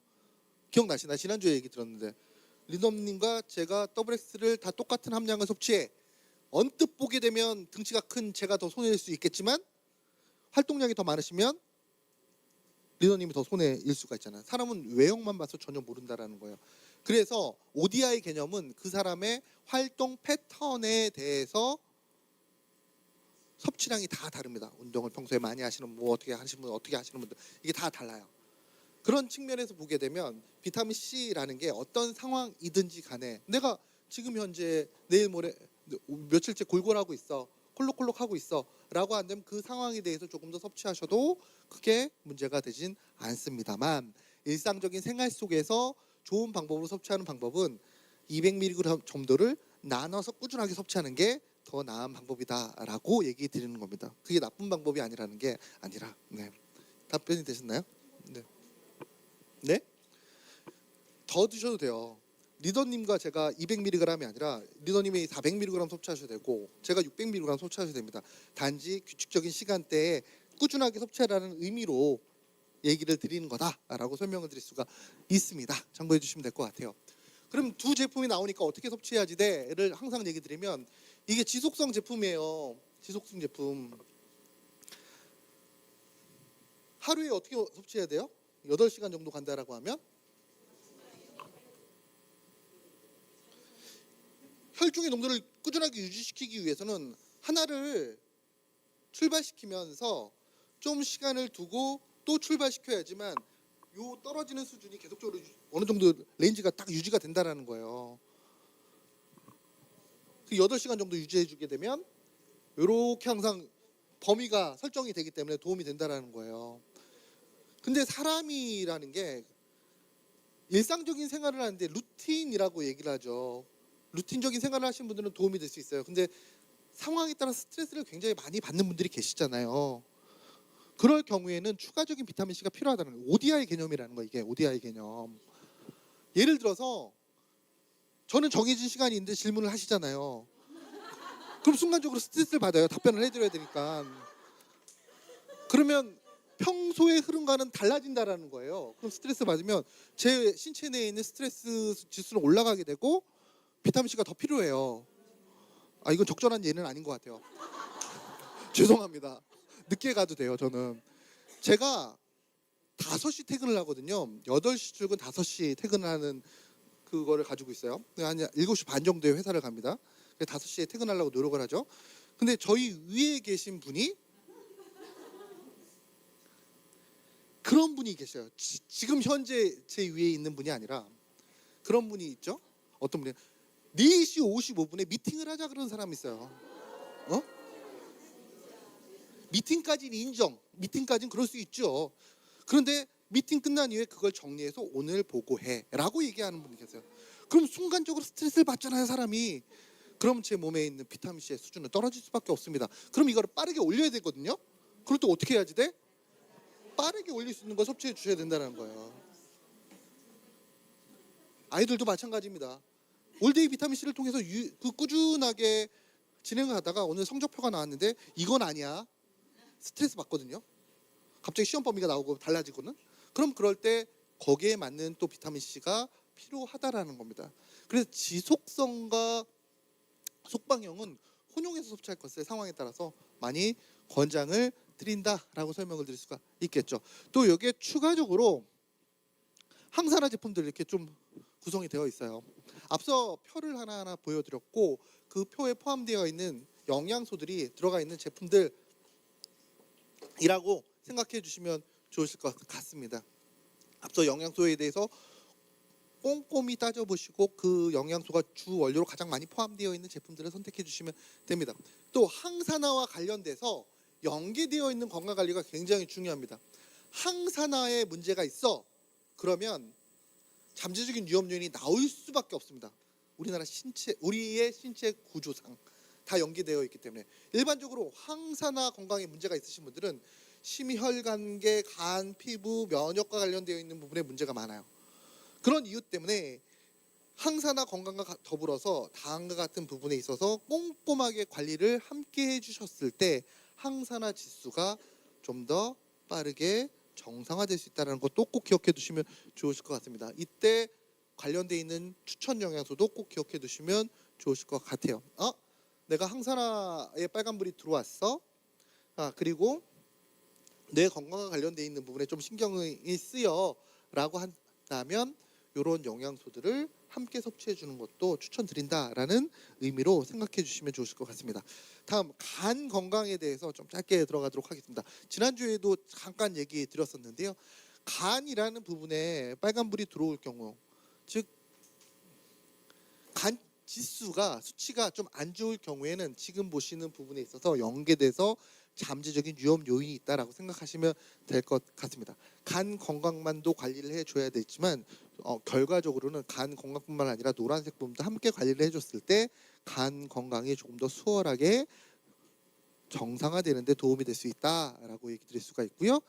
간이라는 아이의 우리 신체 내 기능은 뭐 침묵의 기관이라고도 얘기하지만 에너지 대사와 관련되어 있는 부분, 또 해독 호르몬과 관련되어 있는 부분, 또 담즙과 관련되어 있는 부분에 중요한 역할을 수행한다라고 얘기 드렸습니다. 또 간질환 꾸준하게 그 수준이 유지가 되고 있다라고 생각하시면 될 것 같고요. 간과 관련되어 있는 암 발생 비율도 굉장히 높은 축에 들어간다라고 얘기 드리고 싶습니다. 간 관련 질환은 남성, 여성 따지지 않는다라고 얘기를 해요. 오히려 보게 되면 여성들이 간 관련되어 있는 질환에 좀 많이 노출되어 있다라고 얘기를 합니다. 요즘에 참 특이하게도 항상 나오는 얘기가 간 질환과 폐 질환 같은 경우가 상식과 다르게 여성분들의 위험성이 또 높다라는 얘기 굉장히 많이 하거든요. 간은 왜 그럴까? 간은 남성들이 술을 더 많이 먹는데 안 좋은 거 더 많이 하는데, 네? 이게 이거랑 똑같은 거예요. 앞서 제가 지난주에 얘기 들었잖아요. 노화 수치가 높으신 분들은 자기가 무서워서 관리를 해요. 근데 내가 좀 위험성이 좀 덜하다라고 인식하는 순간 관리가 좀 떨어지게 됩니다. 흡연하는 남자들, 우리 회사 직원 영업부 전체 저희 교육부 찾아가지고 담배 피는 사람이 딱 3사람 있어요. 다 끊었습니다. 다 끊었어요. 딱 3사람 나오는데 저도 끊었고요. 다 끊었는데 그 3사람이 매년 건강검진 할 때마다 꼭 추가 비용을 내고 하는 검사가 폐시트를 매번 찍어요. 자기 건강은 자기가 알거든요. 폐가 안 좋아지는 거를. 그러니까 무서우니까 찍어요. 근데 오히려 담배를 안 피시는 분들은 폐시트를 찍지 않습니다. 마찬가지입니다. 간 건강과 관련되어 있는 부분에서 술 드시는 분들 같은 경우에는 걱정되거든요. 그래서 신경 씁니다. 그에 반해서 음주를 하지 않는 분들 있잖아요. 이러한 분들, 또 술의 음주량이 좀 낮으신 분들 같은 경우는 상대적으로 관리가 덜합니다. 근데 그 부분에서 오히려 또 안 좋은 상황이 발생할 수가 있어요. 실제로 우리나라에서 간질환 발생 비율을 보게 되면 남성에 비해서 여성 발생률이 굉장히 높습니다. 이건 생물학적인 요건도 있어요. 남성에 비해서 여성들의 간 사이즈가 작습니다. 그래서 같은 사이즈의 같은 양의 음주를 하더라도 남성에 비해서 일반적으로 여성들이 좀 더 위험하다라고 할 수가 있고요. 또 남성들 같은 경우는 한 번에 큰 스트레스를 준다라고 한다면 여성분들 같은 경우는 지속적인 잔잔한 스트레스를 많이 받는다라고 얘기를 해요. 그래서 간 건강이 오히려 더 안 좋다라고 얘기하죠. 지속적인 스트레스가 뭐야? 그냥 술 먹을 때 그냥 패턴을 비교하시면 돼요. 남성분들 같은 경우는 그냥 폭주하십니다. 새벽 2, 3시까지 술 마시고 다음날 힘들어서 눕습니다. 그 다음날도 힘들어서 눕습니다. 이게 일반적으로 폭주하는 사람들의 스타일이에요. 며칠간 텀을 둔다라는 거예요. 근데 여성분들 같은 경우는 오늘 남편이 늦게 들어오네? 그럼 맥주 한 잔 이렇게 가볍게 한다라는 거예요. 그리고 다음날 오늘도 늦네? 그리고 맥주 한 잔 가볍게 한다는 거예요. 일상을 생활하는데 전혀 신체 부담도 없고 무리가 되지 않아요. 근데 내 몸은 그거에 대해서 반응한다는 겁니다. 회복할 수 있는 시간이 없거든요. 내 몸에 들어와 있는 알코올이라는 것을 분해하는데 생각보다 오래 걸림에도 불구하고 지속적으로 그런 스트레스를 주기 때문에 오히려 간 건강이 안 좋아지는 확률이 더 높습니다. 그래서 우리 비즈니스를 오래 하시는 분들은 인지하시겠지만 이 제품이 MT 블렌드라는 제품이었습니다. 최초의 MT 블렌드라는 제품은 남성을 타겟으로 했습니다. 당시 교육자를 보게 되면 그냥 남성의 술, 뭐 간, 뭐 이런 얘기뿐이 없어요. 그런데 이게 밀크시슬 EX 제품으로 개별 인정형 원료로서 인체적인 실험을 받고 이름이 바뀌게 됩니다. 그때 저희가 광고를 할 때 기존에는 볼 수 없었던 핑크한 색깔들이 굉장히 많이 들어가게 됩니다. 아, 남성보다는 여성분들이 간 건강에 더욱더 신경 써야지 돼라는 개념으로 바뀌게 된다라고 생각하시면 될 것 같습니다. 실제로 우리나라에서는 아직까지도 남성에 대해서 간에 대해서 많이 포커스를 잡는데요. 남성보다는 여성분들이 좀 더 신경을 써야 될 부분이 간이라고 생각하시면 될 것 같습니다. 밀크시슬 추출물이 간 건강에 도움이 될 수 있어요. 이 개별 인정형 원료, 지금은 이제 고시원금 풀렸지만 개별 인정형 원료로서 간 수치 AST, ALT 수치를 긍정적으로 낮추는 데 도움이 된다는 것을 확인할 수 있었습니다. 더불어서 간 건강에 도움이 될 수 있는 영양소로서 이런 영양소를 추가적으로 추천드립니다. 추가적으로. 기본적으로 보시게 되면 비타민 B군이 들어가고요. 비타민 B군. 그리고 민들레 추출물이 기본적으로 들어갑니다. 여기서 민들레 뿌리 추출물 같은 경우는 아주 특별한 원료입니다. 이노작용을 도와주게 됩니다. 이노작용이라는 게 뭐야? 신체 내에 있는 것을 몸 밖으로 내보내는 역할을 수행한다는 거예요. 소변을 타고. 그럼 뭘 내보내? 독성 성분들을 대사시키는 것도 중요하겠지만 빠르게 내보내는 것도 굉장히 중요하거든요. 이 부분에 도움이 될 수 있는 역할을 수행하고요. 비타민 B군 같은 경우는 간의 대사의 부담률을 낮춰주게 됩니다. 간의 제1의 업무는 에너지를 빠르게 만들어내는, 대사시켜주는 역할을 수행하는데요. 그 부분에 있어서 비타민 B군이 긍정적인 역할을 수행한다라고 생각하시면 될 것 같아요. 또 강황 추출물, 앞서 본사에서 굉장히 중요시 생각한다라고 얘기 들었었죠. 이 강황 추출물 도움이 되고요. 프리바이오틱스, 요즘에 프로바이오틱스 얘기하면서 많이 얘기하고 있는데요. 프리바이오틱스의 같은 경우에는 장관 내 콜레스테롤 수준을 낮춰주는데, 우리 신체 내 콜레스테롤 수준을 낮춰주는데 굉장히 큰 도움이 돼요. 특히 식이섬유 같은 경우에는 담집산이라는 아이 있잖아요. 담집산, 지방을 유화시키는, 다음 시간에 아마 배우실 겁니다. 지방을 유화시키는 담집산이라는 아이를 멱살을 딱 잡고 몸 밖으로 끄집어내게 됩니다. 끄집어내게 돼요. 그러면 신체에서는 담집산이 수준이 떨어지게 됩니다. 본디 담집산이라는 것은 지방을 한번 쪼갠 다음에 장벽을 타고 흡수가 돼서 재활용돼야 되거든요. 근데 식이섬유가 담집산을 잡고 밖으로 나가버려요. 그럼 신체에서는 담집산이 부족하잖아요. 그럼 담집산을 만들어야 돼요. 이때 담집산을 만들 때 활용되는 원료가 콜레스테롤과 빌리루빈이라는 성분입니다. 빌리루빈. 그래서 전체적으로 콜레스테롤 수준이 떨어지고 빌리루빈의 수치도 내려간다라고 얘기를 하죠. 빌리루빈은 우리가 간 안 좋을 때 황달이라고 얘기를 하잖아요. 노란색을 띠게 하는 그런 물질이라고 생각하시면 될 것 같습니다. 그리고 카르니틴도 도움이 되고요. 비타민C 당연히 도움이 되고, 글루타치온이라는 아이도 도움이 됩니다. 글루타치온이라는 아이는 항산화 기능이 매우 높은 그런 원료입니다. 동시에 간에서 너무나 좋아하는 친구예요. 간이 얘는 정말 나와 궁합이 잘 맞는 영양소야라고 항상 머릿속에 가지고 있는 아이가 글루타치온이라는 아이입니다. 그래서 일반적으로 경구로 섭취하게 되면, 꿀꺽 정제를 통해서 섭취하게 되면 모든 영양소 간을 한번 거치게 되거든요.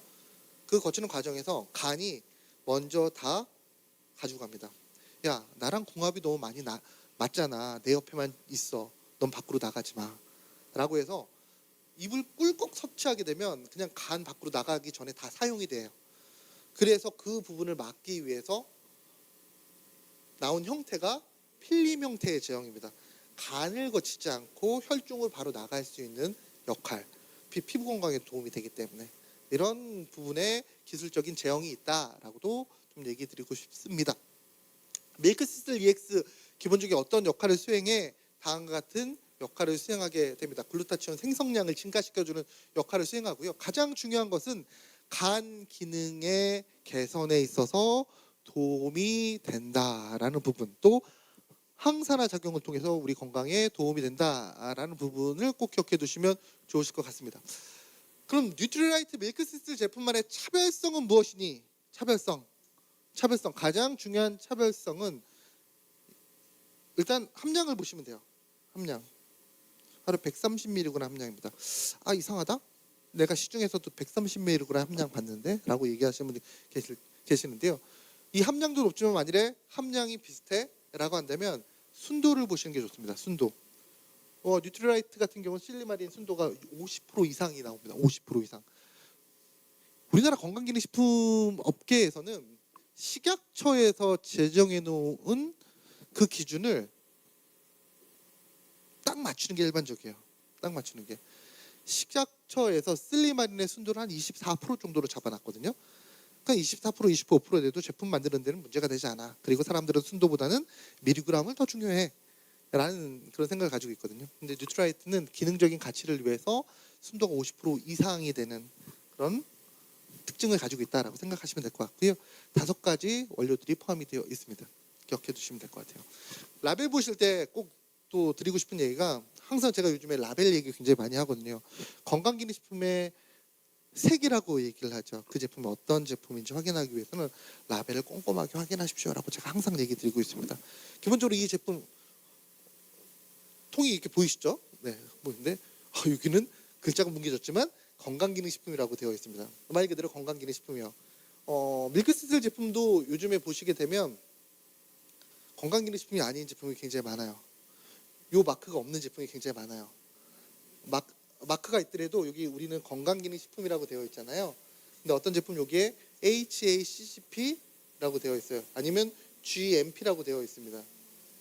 그래서 언뜻 보게 되면 건강기능식품이라고 동그라미 있으니까 건강기능식품이야 라고 생각하시는 경우가 있지만 그렇지 않은 제품이 굉장히 많다라는 거 꼭 기억해 두시면 될 것 같아요. 제 친구도 업계에 종사하고 있는 친구인데 어느 날 야 이거 제품 너무 좋아 라고 해서 갖고 왔어요. 그래서 딱 보니까 건강기능식품이라고 얘기했는데 이게 건강기능식품이 아닌 거예요. 여기 GMP라고 되어 있는 거예요.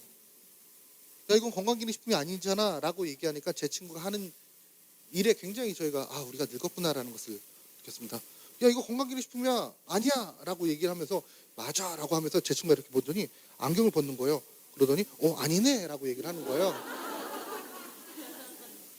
똑같은 색깔이고 똑같은 폰트로 만들어져서 노안이 있으니까 얘가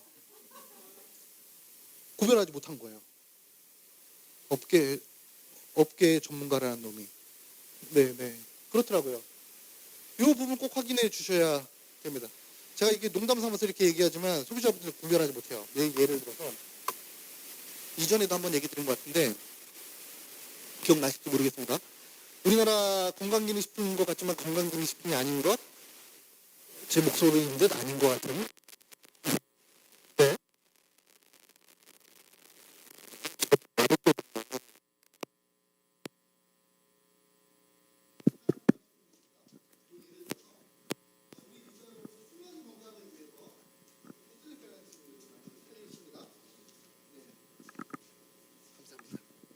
소비자분들께서 요즘에 많이 얘기하는 것 중에 하나가 멜라토닌 제품 많이 찾거든요. 멜라토닌 제품. 근데 우리나라에선 아직까지 멜라토닌 제품이 건강기능식품으로 나오진 않습니다. 없어요. 무슨 소리야?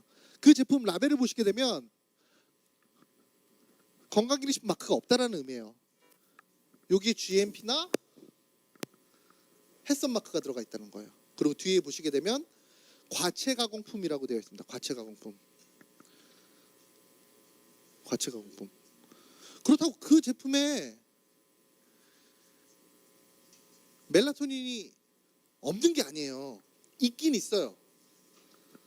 그러면 의약품과의 차별성은 뭐야? 우리나라에서 의약품으로만 멜라토닌이 판매가 되거든요.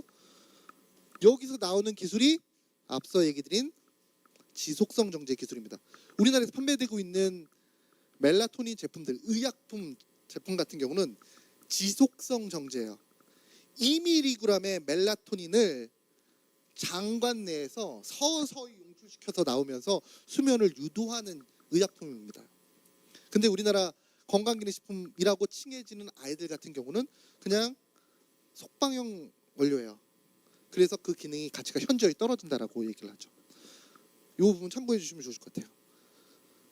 또 이런 제품 굉장히 많습니다. 관절 건강 제품도 이런 경우 굉장히 많아요. 관절 건강, 콘드로이친 제품들도 라벨을 잘 보셔야 돼요. 콘드로이친 제품 뒤에 보시게 되면, 업계 1위 제품 뒤에 보시게 되면 건강기능식품 마크가 없습니다. 그 라벨을 보시게 되면 당류 가공품이라고 나옵니다. 당류 가공품. 당류 가공품은 업계에서 만든 굉장히 좋은 말이라고 제가 항상 얘기 드립니다. 한마디로 말해서 사탕류라고 얘기할 수 있어요. 사탕류.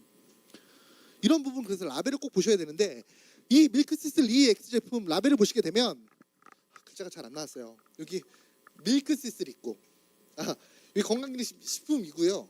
옆을 보시게 되면 제목 옆에 이 제품의 기능성 원료가 들어가 있어요.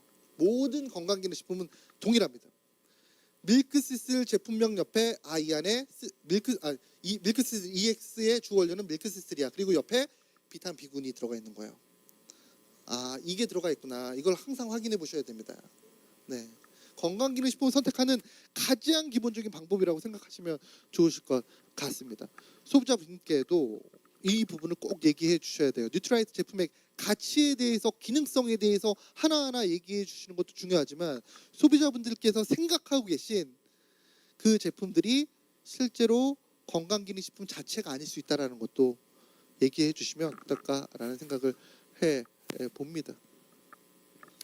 간과 연계해서 또 관리를 함께 해야 되는 부분은 어떤 부분입니까?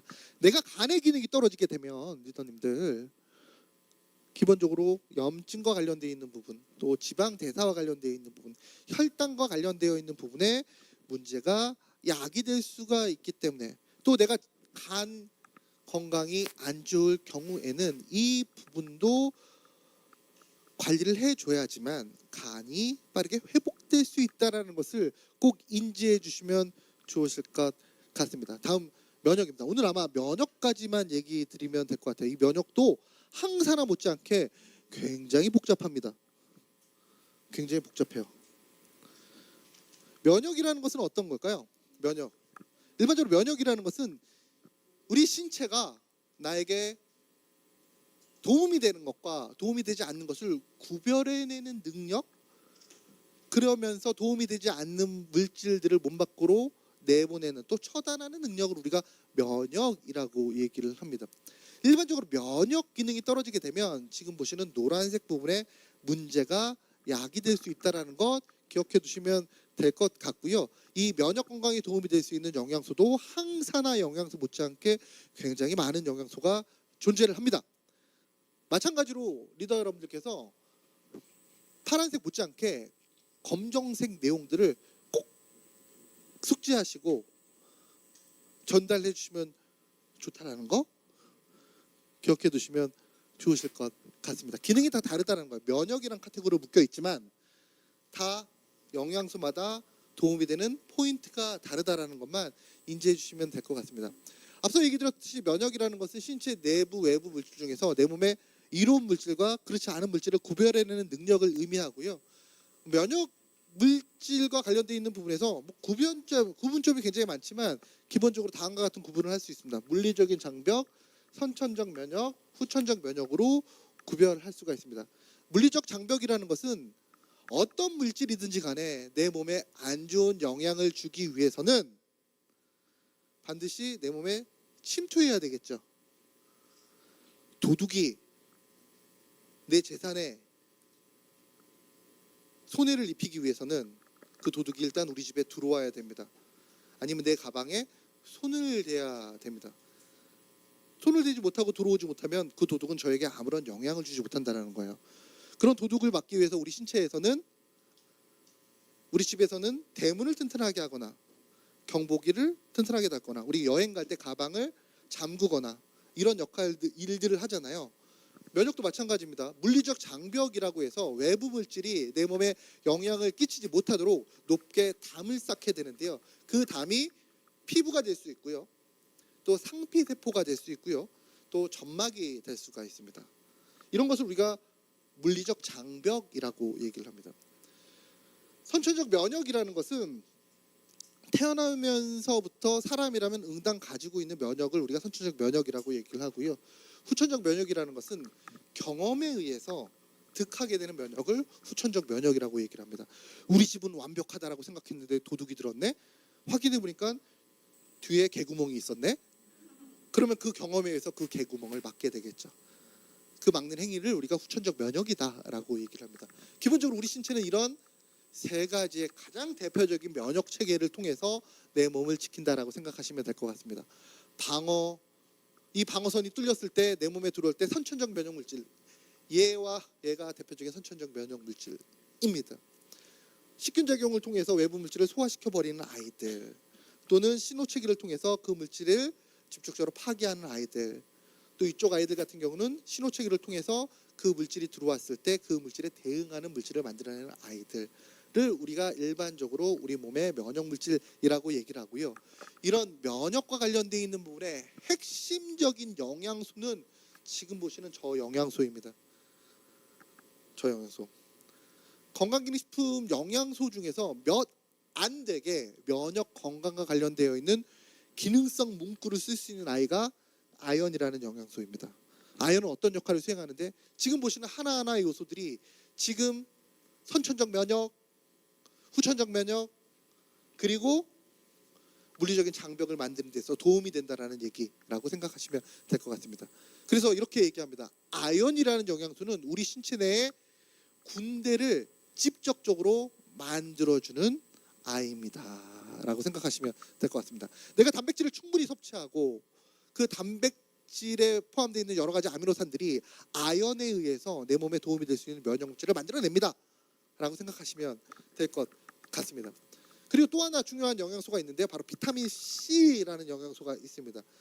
비타민 C는 어떤 역할을 수행하냐, 면역에 있어서 만들어진 면역 물질들이, 즉 군대들이 빠릿빠릿하게 움직여야 되겠죠. 군대는 있는데 그 군대가 출동하지 않아 의미가 없습니다. 비타민 C는 이런 아이들을 빠릿빠릿하게 움직일 수 있게 해주는 영양소라고 생각하시면 될 것 같습니다. 그래서 핵심적인 두 가지 영양소라고 얘기를 하고요. 이런 부분을 좀 더 분리를 해보게 되면 다음과 같이 분리를 할 수가 있습니다. 근데 이 부분은 사실 제가 항산화 영양소랑 좀 다릅니다. 항산화 영양소는 좀 그 부분을 좀 구체적으로 파고들고 하나하나 숙지하시면 좋습니다라고 얘기를 하는데, 면역은 의미가 없습니다. 왜 의미가 없냐면, 내가 이 영양소를 섭취해서 선천 면역이 나아지는지 후천 면역이 나아지는지 티가 나지 않기 때문에. 이 얘기는 어떤 의미일까? 면역은 어느 한쪽을 챙기는 것이 아니라 전체를 아우를 수 있도록 관리하는 게 중요하다라는 의미라고 생각하시면 될 것 같습니다. 즉 한마디로 말해서 전체를 아우를 수 있는 영양소를 중점적으로 섭취하시고, 또 특징적인 영양소를 섭취해 주셨을 때 면역이라는 부분에 긍정적인 완성을 이룰 수 있다라고 생각하시면 될 것 같습니다. 그리고 이런 부분만 기억해 두시면 좋으실 것 같고, 이 부분에서 도움이 될 수 있는 대표적인 영양소 중에 하나가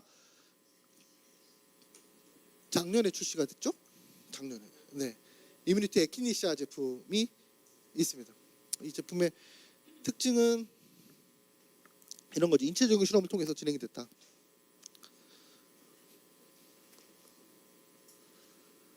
허브의 왕이라고 얘기합니다. 허브의 왕.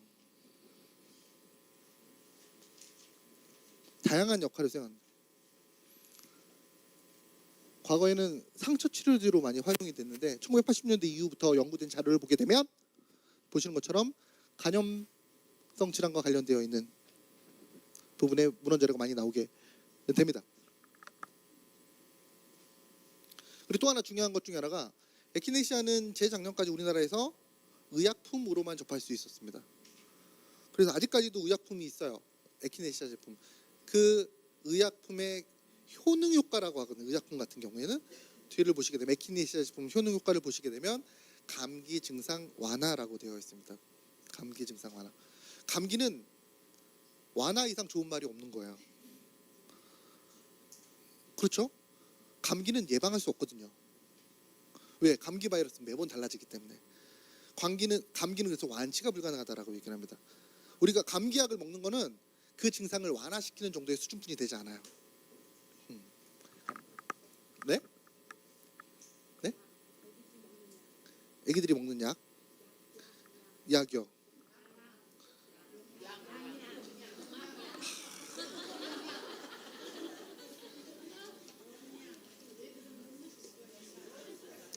죄송합니다. 귀도 잘 안 들리는 것 같네요. 용량. 아주 좋습니다. 질문 아주. 용량, 양. 아이들이 먹는 양. 네. 일단 이 에키네시아 개별인정형 제품이기 때문에 아이들이 먹을 수 있을까 없을까를 먼저 따져봐야 되겠죠. 일반적으로 우리가 개별인정형 원료라는 건 인체적인 실험을 진행하게 되는 원료는 거의 대부분 성인을 대상으로 진행하게 됩니다. 성인을 다 큰 성체를 대상으로 섭취량을 설정하고 그 섭취량에 따라서 섭취를 시켰을 때 정말 그 가치가 있는지 확인하는 게 일반적이에요. 이 제품도 그 과정을 거치게 됩니다. 근데 면역이라는 것이 특별하기 때문에 아이들에게 도움이 될 수 있는 부분이 있기 때문에 이건 별도로 또 한 번의 실험을 하게 됩니다. 1세부터 5세 아이를 대상으로 섭취했을 때 괜찮니? 를 검사했을 때 괜찮아? 라는 결론을 나오게 됐습니다. 그래서 뉴트라이트 제품 중에서 개별 인정형 제품 중에서 유일하게 아이들 섭취할 수 있는 제품이에요. 이 제품이. 네. 다른 개별 인정형 제품 아이들 섭취를 저희가 권장하지 않거든요. 네. 참고적으로 얘기 드리겠습니다. 그럼 어떤 역할을 수행하니? 라고 하면 일단 이 아이는 이 제품은 NK세포의 기능성에 도움이 됩니다. 또 사이토카인의 기능성에 도움이 됩니다. 그럼 NK세포는 어떤 아이야? 대표적인 선천적 면역 물질이에요. 태어나면서부터 사람이 응당 가져야 되는 대표적인 면역 물질이 우리가 NK세포라고 얘기합니다. 내추럴 킬러 세포라고도 얘기를 하죠. 굉장히 똑똑한 아이입니다.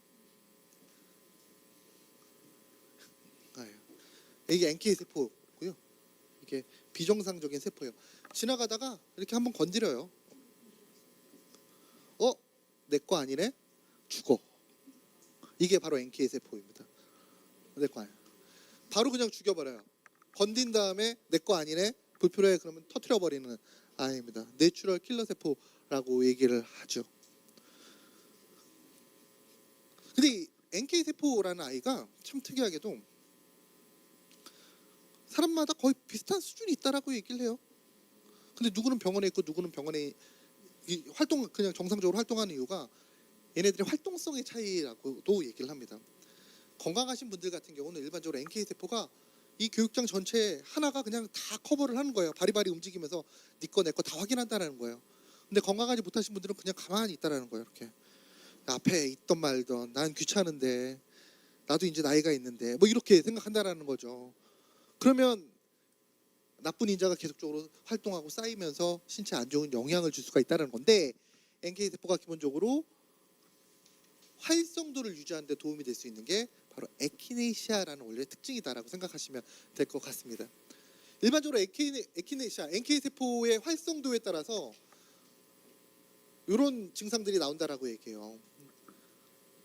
급성염증, 전신염증, 계절성 호흡기 건강과 관련되어 있는 문제점. 나이가 들면서 또 신기하게도 NK세포의 활성도는 떨어진다라고 얘기를 합니다. 제가 늘상 얘기 드리는데 뉴트리라이트에서 나오는 그래프 있잖아요. 교육자에 그래프 많다라고 저에게 뭐라 그러시는 분 굉장히 많은데요. 그래프는 굉장히 많은데 패턴은 다 똑같습니다. 다 떨어집니다. 나이가 들면 다 떨어지는 것뿐이 없어요. 다 패턴이 다 똑같습니다. 그러니까 이 패턴만 인지하시면 돼요. 기초대사랑 저랑 똑같이 떨어집니다. 코엔자임 Q10 저거랑 똑같이 떨어집니다. NK세포의 활성도 저랑 똑같이 떨어집니다. 그래프 중에서 유일하게 저거랑 반대 패턴을 보이는 거는 체지방 양뿐이 없습니다. 진짜로. 몸에 좋은 건 무조건 저 패턴으로 떨어진다라고 생각하시면 됩니다. 몸에 나쁜 건 저 반대 패턴. 효소 저 패턴으로 떨어지게 됩니다. 똑같이 떨어진다라는 것만 기억해 두시면 될 것 같아요. NK세포의 활성도 역시도 나이가 들면서 떨어지게 됩니다. 이런 NK세포의 활성도를 올려주는 데 도움이 될 수 있는 게 바로 에키네시아이고요. 또 하나 사이토카인이라는 아이가 있는데요. 사이토카인이라는 아이는 NK세포와 마찬가지로 외부의 인자가 침입했을 때 이 인자를 빠르게 제거하는 데 도움이 될 수 있는 아이예요. 그런데 얘네들의 특징이 있다면 NK세포 혼자 다니면서 조용히 내 거 아니네 죽어 라고 무섭게 얘기하는 아이라면 사이토카인이라는 아이는 내가 왜 이 어려운 거를 혼자 해야지 돼. 다 모여. 라고 해서 떼거지로 하나를 잡는 아이예요. 그래서 사이토카인이 딱 지나다니다가 나쁜 애를 만나잖아요. 여기 나쁜 애 있어! 라고 소리를 지르는 거예요. 그래서 주변에 있는 아이를 다 몰려들게 합니다. 그래서 면역 건강에 도움이 된다라고 얘기를 하죠. 네? 아주 좋은 질문을 하셨습니다. 뒤에 설명을 드리겠지만 그래프 상으로 보여드릴게요. 이게 인체조기 실험 자료입니다. 인체조기 실험 자료이고요. 이런 대상으로 인체조기 실험 진행했어. 보게 되면 활성을 증가한다라고 얘기합니다. 활성. 자가 면역 질환 있으신 분들 같은 경우는 억제제를 섭취합니다. 억제제. 반대예요. 반대. 네? 반대죠. 기본적으로 자가 면역 질환 있으신 분들은 이거를 좀 누르면서 신체 건강을 유지한다면 얘네는 이거를 활성화시켜서 건강을 유지하는 측면이 있다라는 거예요. 그렇다면 이게 상충되는 아이거든요. 그래서 기본적으로 권장해드리지 않습니다. 네. 참고해 주시면 좋으실 것 같아요. 사이토카인 다 이렇게 증가됐다라는 부분입니다. 다음 면역과 관련되어 있는 부분에서 또 하나의 특징적인 제품 밸런스 위드 이뮤니티라는 제품이 있습니다. 이 제품을 설명드릴 때 항상 얘기 드리는 게 이거 마지막으로 갈게요. 너무 많아. 아연이라는 원료가 들어가 있기 때문에 면역이라고 생각하시는데요. 기본적으로 아연 외에도 검증된 균주들이 포함이 되어 있습니다. 이 균주의 기본적인 역할이 바로 면역과 관련되어 있는 부분에 도움이 된다라는 결론을 볼 수가 있었습니다. 제가 지난 시간에 그 얘기 들었나요? 프로바이오틱스 선택과 관련되어 있는 부분에 간단하게 좀 얘기 드렸던 것 같은 기억나시나요? 균주가 다 다르다라는 거. 밸런스 위드의 365 제품과 이뮤니티 제품 균주가 다 다르기 때문에 더 좋은 가치를 느끼고자 제품을 교체했을 때, 스위치했을 때 그 가치를 느낄 수 있다는 게 뉴트리라이트 제품의 가장 큰 특징이다라고 얘기 들었습니다. 어떤 균주가 들어가 있을까? 락토바실러스 루테리라는 아이가 들어갔습니다. 모유 유래 유산균이 들어가 있습니다. 기억나실지 모르겠지만 몇 해 전에 그 영맘 카페에서 프로바이오틱스 선택하는 데 있어서 루테리가 들어가 있느냐 없느냐에 따라서 많이 그 균주, 그 프로바이오틱 제품을 선택을 했어요. 루테리는 모유 유래 유산균입니다. 모유 유래 유산균. 안전성이 굉장히 높다라는 거 기억해 두시면 될 것 같고요. 장에서 활동하는 비피도박테리움 락틱스라는 아이가 있습니다. 또 대표적으로 스트레토코커스라는 아이가 있습니다. 락토바실러스는 요즘엔 그렇게 개념이 없는데요. 예전에 관련된 서적을 보게 되면 락토바실러스는 소장에서 그 역할을 수행한다라고 얘기를 했고요. 비피도박테리움 같은 경우는 대장에서 그 역할을 수행한다라고 얘기를 했습니다. 그리고 스트레토코커스 같은 경우는 소장과 대장이 아니라 전체적인 장의 환경을 유익균들이 살아가는 데 도움이 될 수 있는 환경으로 개선시켜 주는 데 도움이 된다라고 알려져 있고요.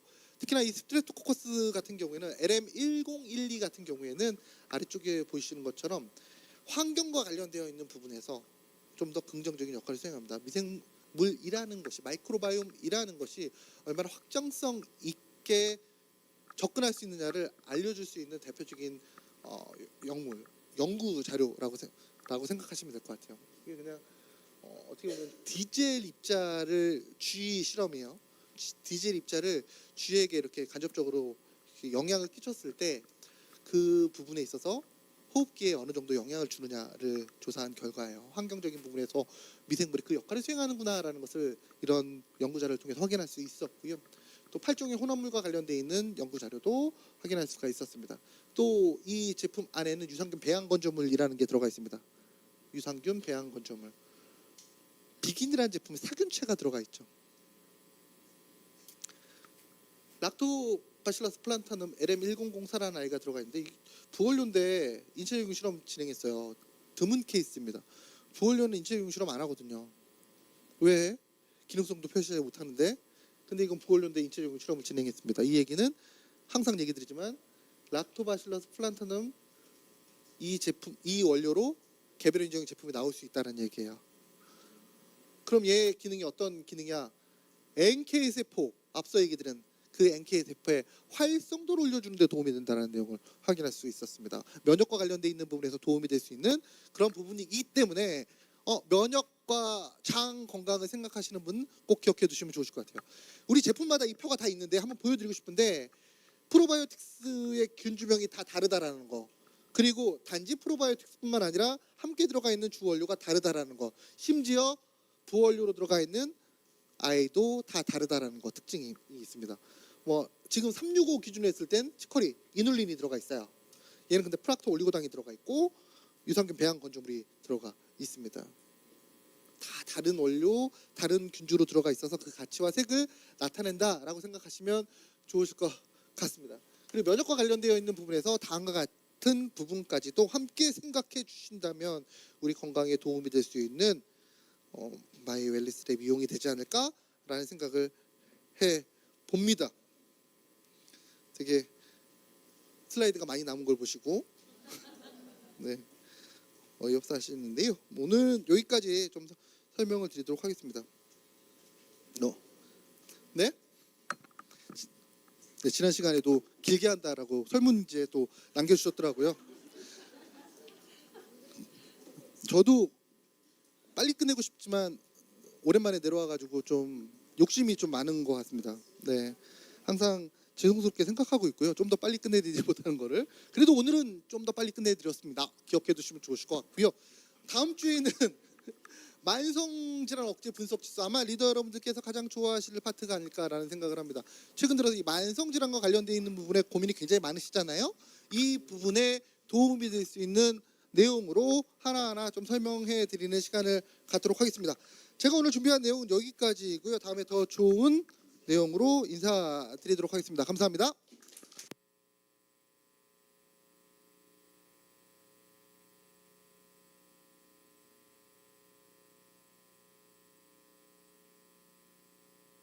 예, 우리 여기 보면 설문지 나오거든요. 설문지 정확하게 여러분들 느끼신 대로 하시면 될 것 같아요. 오늘 강의 너무 저도 들었는데 우리 서민규 팀장님 진짜 열정과 성의를 당해서 너무나 또 쉽게 또 설명해 주셨거든요. 우리 박수 한번 크게 보내드리겠습니다. 감사합니다. 우리가 오늘 또 이런 전문가 과정을 통해서 여러분들의 어떤 그런 또 트레이드 실력도 높이시고 또 소비자와 사업 성장에 많은 도움이 될 거라고 믿습니다. 3주차, 4주차 계속 이어지니까 우리 8월 달에도 함께 참석하시고요.